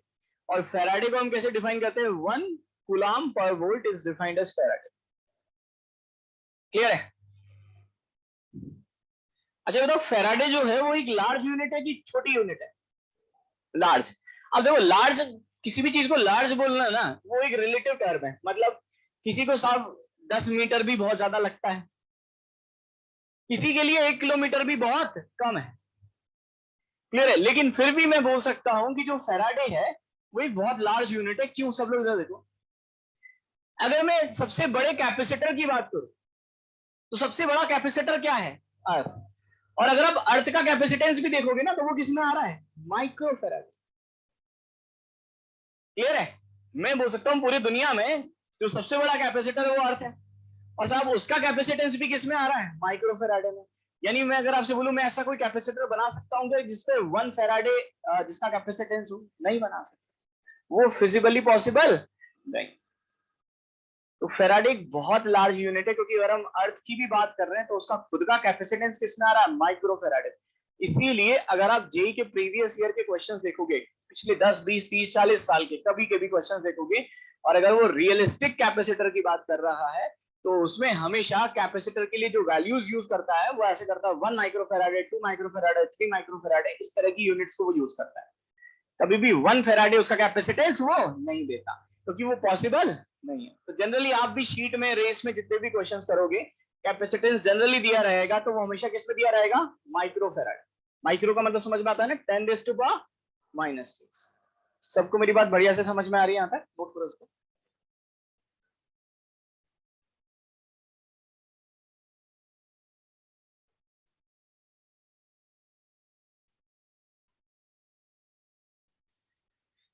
सबको मेरी बात अच्छे से समझ में आ रही है? अच्छा इधर देखो, अब अगर आपसे कोई पूछे कि what is the difference between capacitor and conductor, तो क्या बोलोगे? कंडक्टर तो एक मेटेलिक बॉडी है, दुनिया में हर मेटेलिक बॉडी कंडक्टर है, लेकिन वो कंडक्टर कैपेसिटर की तरह से तब काम करेगा जब उसकी वजह से कहीं पर इलेक्ट्रिक फील्ड जनरेट हो रहा हो। और कितनी फेसिंग सरफेसेस की रिक्वायरमेंट होगी? 2। क्लियर है? जिन पे चार्ज इक्वल और अपोजिट हो। दोनों में अंतर समझ में आया? क्लियर है? तो नेक्स्ट पॉइंट ले रहे हैं, that is calculation of capacitance.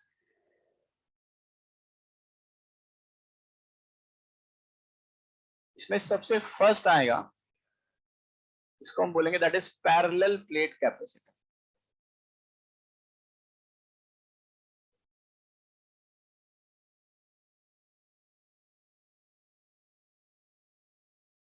और ये सबसे इंपॉर्टेंट है, क्योंकि 90% ऑफ द क्वेश्चंस जो रहते हैं कैपेसिटर के, उस सब में जिस कैपेसिटर की हम बात करेंगे वो हमेशा कौन सा होगा?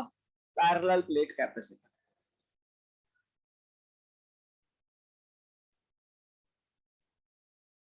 ये हटा देगा बेटा।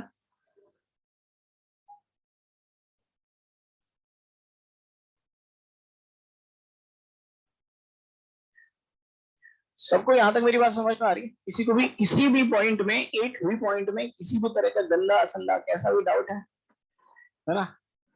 सबको एक ही पॉइंट टू पॉइंट सारी बातें क्लियर है कि मैंने कहानी को किस तरह से स्टार्ट किया। मैंने सबसे पहले किसकी बात की? हाँ जी।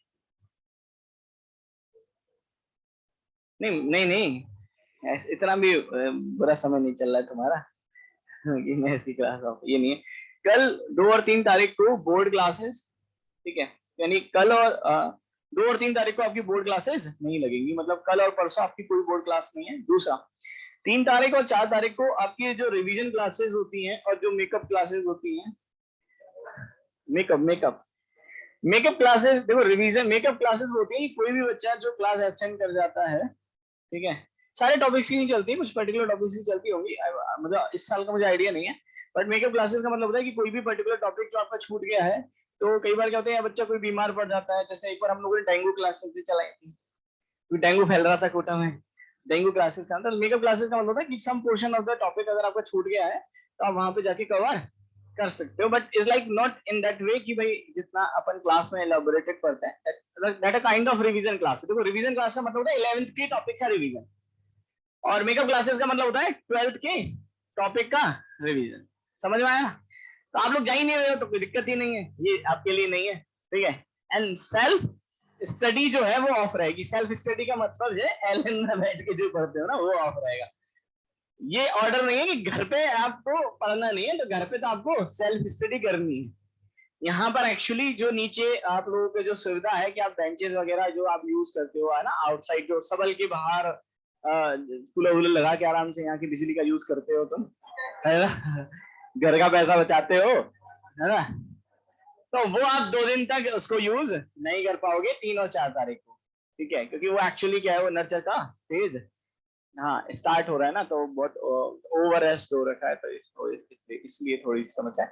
तो 2-3 दिन के लिए ऐसा है, बाकी 5 तारीख से दोबारा से आप एलन के कूलर का मजा लुत्फ ले सकते हो, ठीक है? है ना। एक बच्चा बोलता है मैं तो सर जाता हूँ फटाफट, हाँ घर गए खाना वाना खाया, फटाफट यहाँ पर आ गए, ठीक है, आराम से, जब तक गेट कीपर धक्का देके रात को निकाल नहीं देता तब तक नहीं जाता हूँ, ठीक है। वैसे कुछ बढ़िया भी है, क्योंकि कई बार क्या होता है हम घर पे जाते हैं, जैसे मुझे दोनों चीजें बढ़िया लगती हैं। अगर आपकी घर पे अच्छी पढ़ाई होती है, जैसे मुझे आइसोलेटेड पढ़ना पसंद था, मुझसे ऐसे पढ़ाई कम होती थी तो मैं आइसोलेटेड पढ़ता था, लेकिन ये तरीका भी कुछ बच्चे यूज करते हैं कि भाई यहाँ पर आके, पर वो है कि प्रॉपरली आप पढ़ रहे हो, उस टाइम को वेस्ट ना करें। तो एक्चुअली तो कई बार घर पे अकेले रहते हैं तो आप अपने माइंड को उतना कंसंट्रेट नहीं कर पाते, और आप बहुत सारी एक्स्ट्रा कैरिकुलर एक्टिविटीज में इंडल्ज हो जाते हैं, ठीक है ना। तो आपको नींद आती है, आपको भूख लगती है, इधर उधर भागते हो, दोस्त यार आ जाते हैं, तो ये सारा आपका टाइम वेस्ट हो जाता है, ठीक है ना। तो आप उसको यूटिलाइज नहीं कर पाते, तो बेटर है कि कई बार यहाँ पे लोग पढ़ते हैं, वो डिपेंड करता है आपके ऊपर, डिपेंड करता है। 2 दिन के लिए आप यहाँ पर यहाँ की सुविधाओं का लाभ नहीं उठा सकते, बाकी तो फिर 2 दिन के बाद, मतलब आफ्टर 4 आप उन सुविधाओं का दोबारा से लाभ उठा सकते हो, ठीक है। तो मेरी तो यही है कि भैया एक्स्ट्रा कैरिकुलर एक्टिविटीज में इंडल्ज ना हो, ठीक है। देखो जीवन एक ऐसी चीज है ना, जिसमें आपको जो जीवन में जो आपको चाहिए होता है ना, वो समय के साथ अपने आप मिल जाता है, आपको किसी को खोजना नहीं पड़ता, ठीक है ना, है ना? हाँ, हाँ, बिल्कुल। बट बेटा हाँ बिल्कुल, वो डिपेंड करेगा ना कि तुम रिक्शा रिक्शा वाले बनोगे या रिक्शे की कंपनी खोलोगे मतलब कहने का मतलब है कि आप पढ़ाई पे फोकस करो, ये जो समय है आपका वो पढ़ने का है, ये एज जो है आपकी, जैसे होता है ना कि बच्चा जब होता है ना, शुरू से पैदा होने से लेके 5 साल तक तो उसको होश ही नहीं रहता, ठीक है। अब 5 साल है ना, 5 साल से 15 साल की उम्र में आप कैरियर के लिए फोकस नहीं होते, आप स्कूलिंग पढ़ते हो, और 15 से 25 जो होता है ना, वो आपका कैरियर शेपिंग एक एज होती है, ठीक है। ये एक देखो, कोई बोलता है कि ऐसा नहीं है कि हम तो जब जागो तभी सवेरा, तो एग्जाम्पल्स ऐसे भी दुनिया में, किसी ने 35 साल में, 40 साल में, 50 साल में, तो ये बहुत रेयर है। ऐसे हैं, KFC वाला हो गया, बुढ़ा हो गया, 60 की एज में उसने चीजों को स्टार्ट किया, 60-65 की एज में जो रिटायर्ड हो गया, तो उसके बाद वो सक्सेसफुल बना, लेकिन ऐसे हैं कितने, 600 करोड़ में, है ना। तो बहुत रेयर है, तो बेहतर है कि हम KFC वाले ना बने। अब वो तो फायदा कर भी लेना, वो बुढ़ापे में करेगा क्या उस पैसे का मैं तो ये बोलूंगा कि मान लो कमा भी लिया, है ना, हड्डियां कवर में लटक रही हैं, क्या करोगे उस पैसे का, ठीक है भाई पैसा अगर कमाना है तो 20-22 साल, 25 साल की उम्र में पैसा कमाओ, तो आप उसको यूटिलाइज कर पाओगे, ठीक है। वरना तो लोग जहर की शीशी लेके घूमते रहेंगे पीछे, बुढ़ा निपटे प्रॉपर्टी अपनी, ठीक है। तो है ना, इसी का ध्यान रखो, आराम से पढ़ो। देखो 5-6 साल होते हैं आपको अपने कैरियर को देने के लिए, रिक्वायरमेंट होती है, और बहुत आसान है, ठीक है। ये सब फालतू की चीजें कि selection is a very difficult criteria, और ये सब मैं आपको बता रहा हूँ, बड़ा चिल होता है। बच्चे आते हैं, चुपचाप पढ़ते हैं, सेलेक्ट होके चले जाते हैं, पता भी नहीं चलता, है ना, ठीक है। कई क्या होते हैं बस कि सर कैसे पढ़े, कैसे पढ़े, कैसे पढ़े, कैसे पढ़े, ये चलता रहता है। जिसको पढ़ना होता है वो पढ़ लेता है, ठीक है। जिसको सच में पढ़ना होता है ना, वो किसी भी एनवायरनमेंट में पढ़ सकता है, कैसे भी पढ़ सकता है, उसको फर्क नहीं पड़ता कि दिन हो रहा है कि रात हो रहा है, ठीक है, क्या चल रहा है क्या नहीं चल रहा है, दीन दुनिया से उसको कोई मतलब नहीं है, वो अपनी पढ़ाई करता है, उसके टारगेट सेट है, तो चला जाता है, उसकी चाहे कैसी भी फाइनेंशियल कंडीशन हो, कैसी भी फैमिली कंडीशन हो, कैसी भी मेंटल कंडीशन हो, उसको पढ़ना है ना तो पढ़ के निकल लेता है, ठीक है। जिसको नहीं पढ़ना ना, वो एक्सक्यूजेज ढूंढता है, क्या सर दर्द हो गया, आज बदन टूट रहा है, आज कंधा दर्द कर रहा है, या कल से पढ़ेंगे जब कुछ भी नहीं होगा तो। आज शेड्यूल बना रहे थे, कई तो ऐसे होते हैं, आज शेड्यूल बनाते हैं, और वो शेड्यूल में स्टार्टिंग ही कल से होती है कि आज रिलैक्स का टाइम है कल सुबह से पढ़ाई स्टार्ट करेंगे। तो भैया अगर आप ऐसे, अगर हम सोचते ही ऐसे हैं, हमने स्टार्टिंग ही डिले कर दी, तो ऑब्वियस ही बात है कि कल से तो क्या, कल तो कभी आता ही नहीं, कल जब आएगा वो आज में कन्वर्ट हो जाएगा, फिर वो अगले दिन कल से पढ़ेंगे वाली सिचुएशन आ जाएगी, ठीक है। तो ऑब्वियसली बात है, अच्छे से पढ़ाई करो, बढ़िया से पढ़ोगे, मेहनत करोगे, अच्छा रिजल्ट आएगा, बढ़िया से सिलेक्शन लेके और मुझे बहुत सारी मिठाइयां देके यहाँ से चले जाना, ठीक है, सही है ना। मैं, जिस दिन तुम सेलेक्ट हो जाओगे आराम से, है ना, बढ़िया से आपको अपनी गाड़ी में ले चलूंगा, आप जो बोलोगे आपको पार्टी दे दूंगा, ठीक है। हाँ, ठीक है। हाँ, इसको आईपैड चाहिए बेटा, मैं खुद उधारी का आईपैड यूज कर रहा हूँ। जाऊंगा बेटा मार्केट में किडनी बेचने, बिक गई तो एक दो खरीद लूंगा, एक अपने लिए एक तुम्हारे लिए। ठीक है। एक किडनी से बेटा दो से ज्यादा नहीं आ सकते। कोई कह रहा है दोनों ही बेच दे।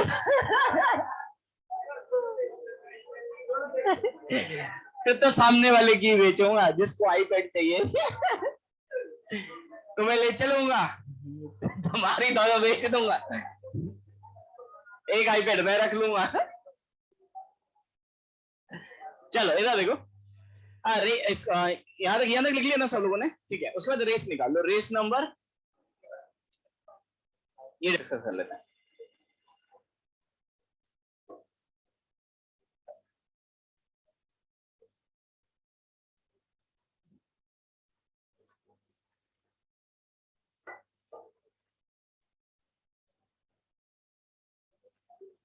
आंसर्स बता दिए थे क्या बेटा?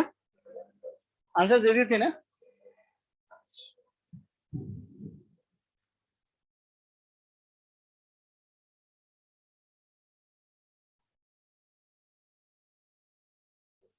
चलो रेस नंबर 25 करें स्टार्ट बेटा। क्वेश्चन नंबर 1 हो गया, I is equal to NEA BD, बस उसी फॉर्मूले पर बेस्ड है, E की जगह वो Q का यूज कर रहा है और कुछ भी नहीं है क्वेश्चन में अंतर। क्वेश्चन नंबर सेकंड हो गया बेटा। क्वेश्चन नंबर थर्ड में बेटा अगर रेजिस्टिविटी वाला फॉर्मूला देखोगे तो रेजिस्टिविटी का फॉर्मूला होता है M upon NE² into tau, बस। एंड नंबर ऑफ डेंसिटी दे रखी होगी ना, density of the mobile electron, तो यही तो दे रखी है 0.9 इंटू 10⁻⁴ कितना बेटा 28, E charge of the electron. M हो गया मास ऑफ द इलेक्ट्रॉन, ये होता है 9.1 इंटू 10⁻⁻ माइनस 31, और टाउ हो गया रिलैक्सेशन टाइम, ये शायद आपको दे रखा होगा, वही पूछा है आपसे। रेजिस्टिविटी आपको दे रखी। क्वेश्चन नंबर थर्ड के बाद क्वेश्चन नंबर फोर्थ हो गया बेटा। क्वेश्चन नंबर 5 हो गया बेटा। क्वेश्चन नंबर 6 पता नहीं बेटा, सब लोग एक बार क्वेश्चन नंबर 6 को रीड करो। तो क्वेश्चन नंबर 6 में क्या दे रखा है, asteroid orbiting around a planet with a circular orbit suddenly explode into 2 fragments in a mass ratio of 1:4।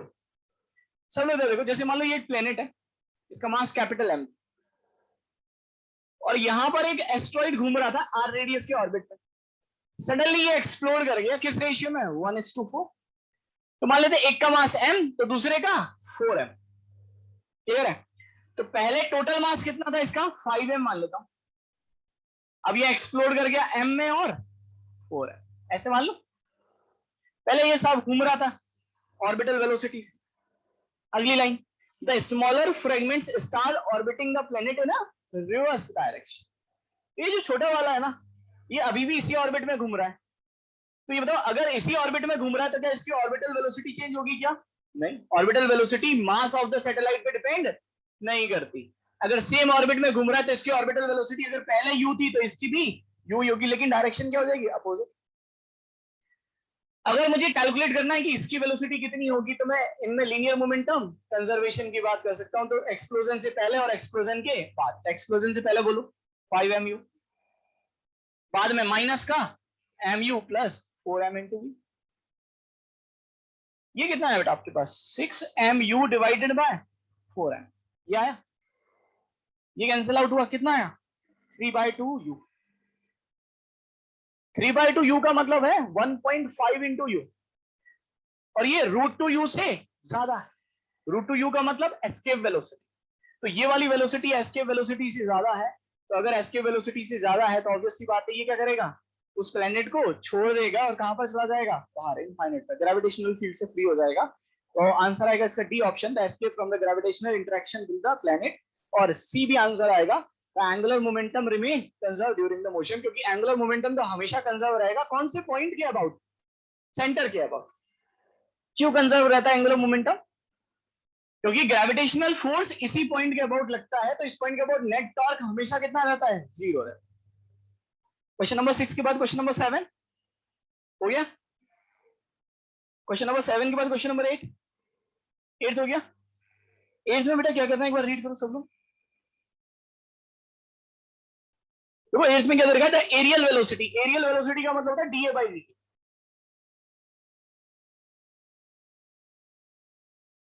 of the one planet is 2 times the aerial velocity of the another planet, ठीक है। find the ratio of the radius of circular motion around the sun, ये पूछा है। सब लोग देखो DA by D होता क्या है, एल बाई टू एम। फटाफट बोलते चलना, एल को आई इंटू ओमेगा बाई 2m लिख सकता हूं।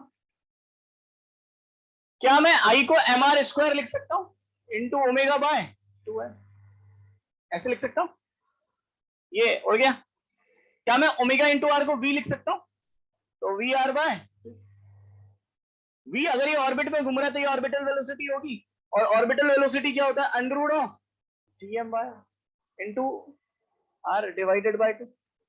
तो क्या मैं डीए बाई डी टी को directly proportional to root of R बोल सकता हूं? सबको बात आ रही है बेटा समझ में? तो आपसे क्या पूछा है कि रेडियस ऑफ द ऑर्बिट का रेशियो क्या होगा, और आपको डीए बाई डी टी का रेशियो दे रखा है, क्लियर है। तो DA by D T of 1 upon DA by D T of 2 is equal to root of R1 upon R2, ये आंसर है। क्वेश्चन नंबर 9, ठीक है, 9th में P और Q समझा देता हूं। और 9th के बाद क्वेश्चन नंबर 10 हो गया। 10 तो अपनी क्लास में लिखा है ना, कौन सा वाला? स्ट्रेट लाइन तो सब में आएगा, है ना, मैंने आपको बताया था स्ट्रेट लाइन तो सब में आएगा। देखो ये जो वेलोसिटी होती है ना कि पार्टिकल जो है वो सर्कुलर ऑर्बिट पे जाएगा, इलिप्टिकल में जाएगा, हाइपरबोलिक या पैराबोलिक पे जाएगा, ऐसा तब होता है जो वेलोसिटी टेंजेंशियल हो। लेकिन अगर आप ऐसे समझो कि अगर मान लो ये मेरे पास सैटेलाइट है, मतलब प्लेनेट है, बिल्कुल अगर मैंने ऐसे फेंका है तो जो फोर्स लगेगी वो हमेशा वेलोसिटी की डायरेक्शन में लगेगी, तो ये हमेशा कैसे पाथ पर जाएगा, स्ट्रेट लाइन। तो ये ध्यान रखना, आप कितनी भी वेलोसिटी से फेंको, चाहे वो वेलोसिटी ऑर्बिटल वेलोसिटी से ज्यादा हो, कम हो, एसके वेलोसिटी के बराबर हो, ज्यादा हो, एक ऑप्शन आपका हमेशा वैलिड होगा, वो कौन सा होगा, स्ट्रेट लाइन। तो ये तो सब में आएगा ही आएगा। अब आते हैं क्वेश्चन नंबर 9 पर।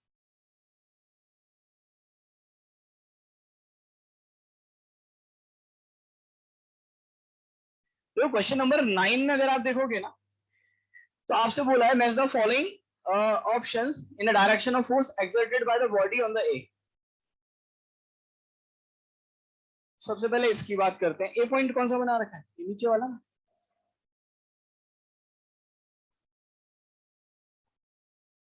तो यहाँ पे फोर्स की डायरेक्शन की बात कर रहा है कि यहाँ पे फोर्स की डायरेक्शन किस मतलब कौन सी होगी। तो अगर मैं इस दरवाजे की बात करूं, इसमें कौन कौन सी फोर्स लग रहे होंगे, एक तो कौन सा लग रहा होगा, mg, क्लियर है। इस mg की वजह से एक तो हिंज फोर्स लग रहा होगा, कौन सी डायरेक्शन में, ऊपर की तरफ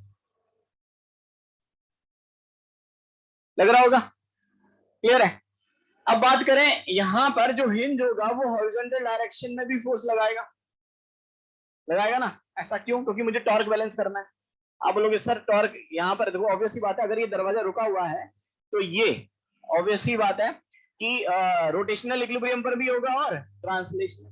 तो ट्रांसलेशनल इक्विलिब्रियम पर तो भी है, वर्टिकल फोर्स किसको बैलेंस कर रहा है, mg को। लेकिन रोटेशनल है क्या, नहीं है। सेंटर पे नेट टॉर्क देखो, mg का 0, लेकिन इसका तो आ रहा है, क्लियर है, क्लॉकवाइज। तो ऑब्वियस सी बात है हॉरिजॉन्टल फोर्स और लगेंगे हिंज पे। सबको मेरी बात अच्छे से समझ में आ रही है? तो यहां पर अब इधर देखो, अगर मैं इस हिंज की बात करूंगा तो यहां पर हॉरिजॉन्टल फोर्स अगर मान लो इस पे इधर लग रही है तो इस पे कहां लगेगी, इधर।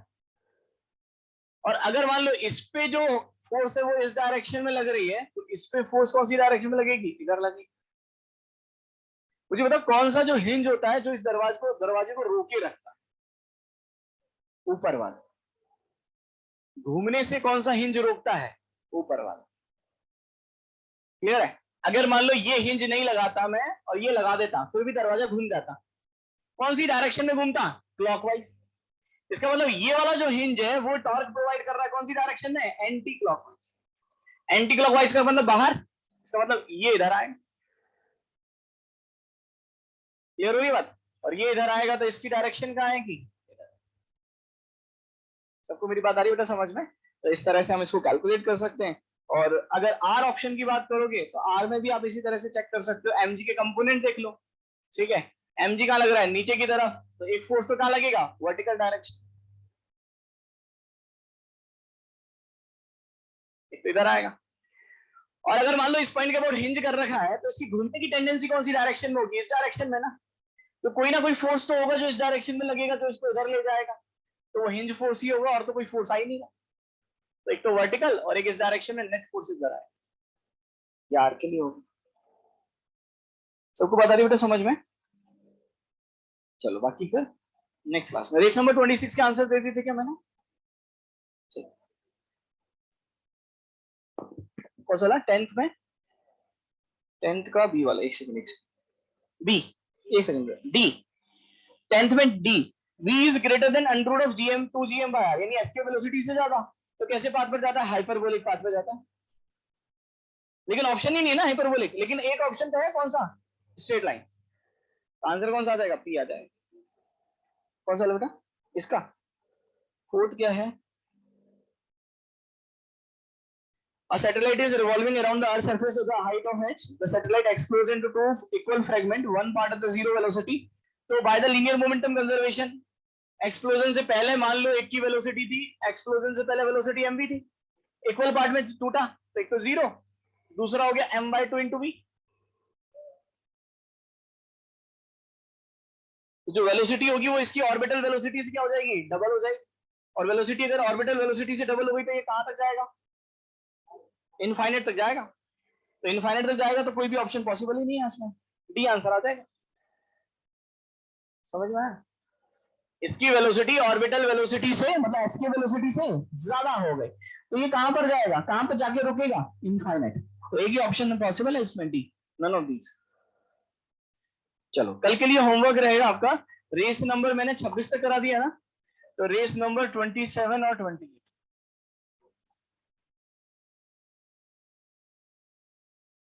ठीक है। ये तो आज का होमवर्क है, लेकिन डिस्कस में क्या करूंगा, रेस नंबर 26 करूंगा। और आपको S1 दे रखा है मैंने, है ना, ग्रेविटी उसका, करंट का, ठीक है। तो करंट की शीट में जो क्वेश्चंस दे रखे हैं वो डिस्कस करेंगे। और रेस नंबर 26 और जो दे रखा है ये नेक्स्ट डे के लिए हो जाएगा। चलो थैंक यू।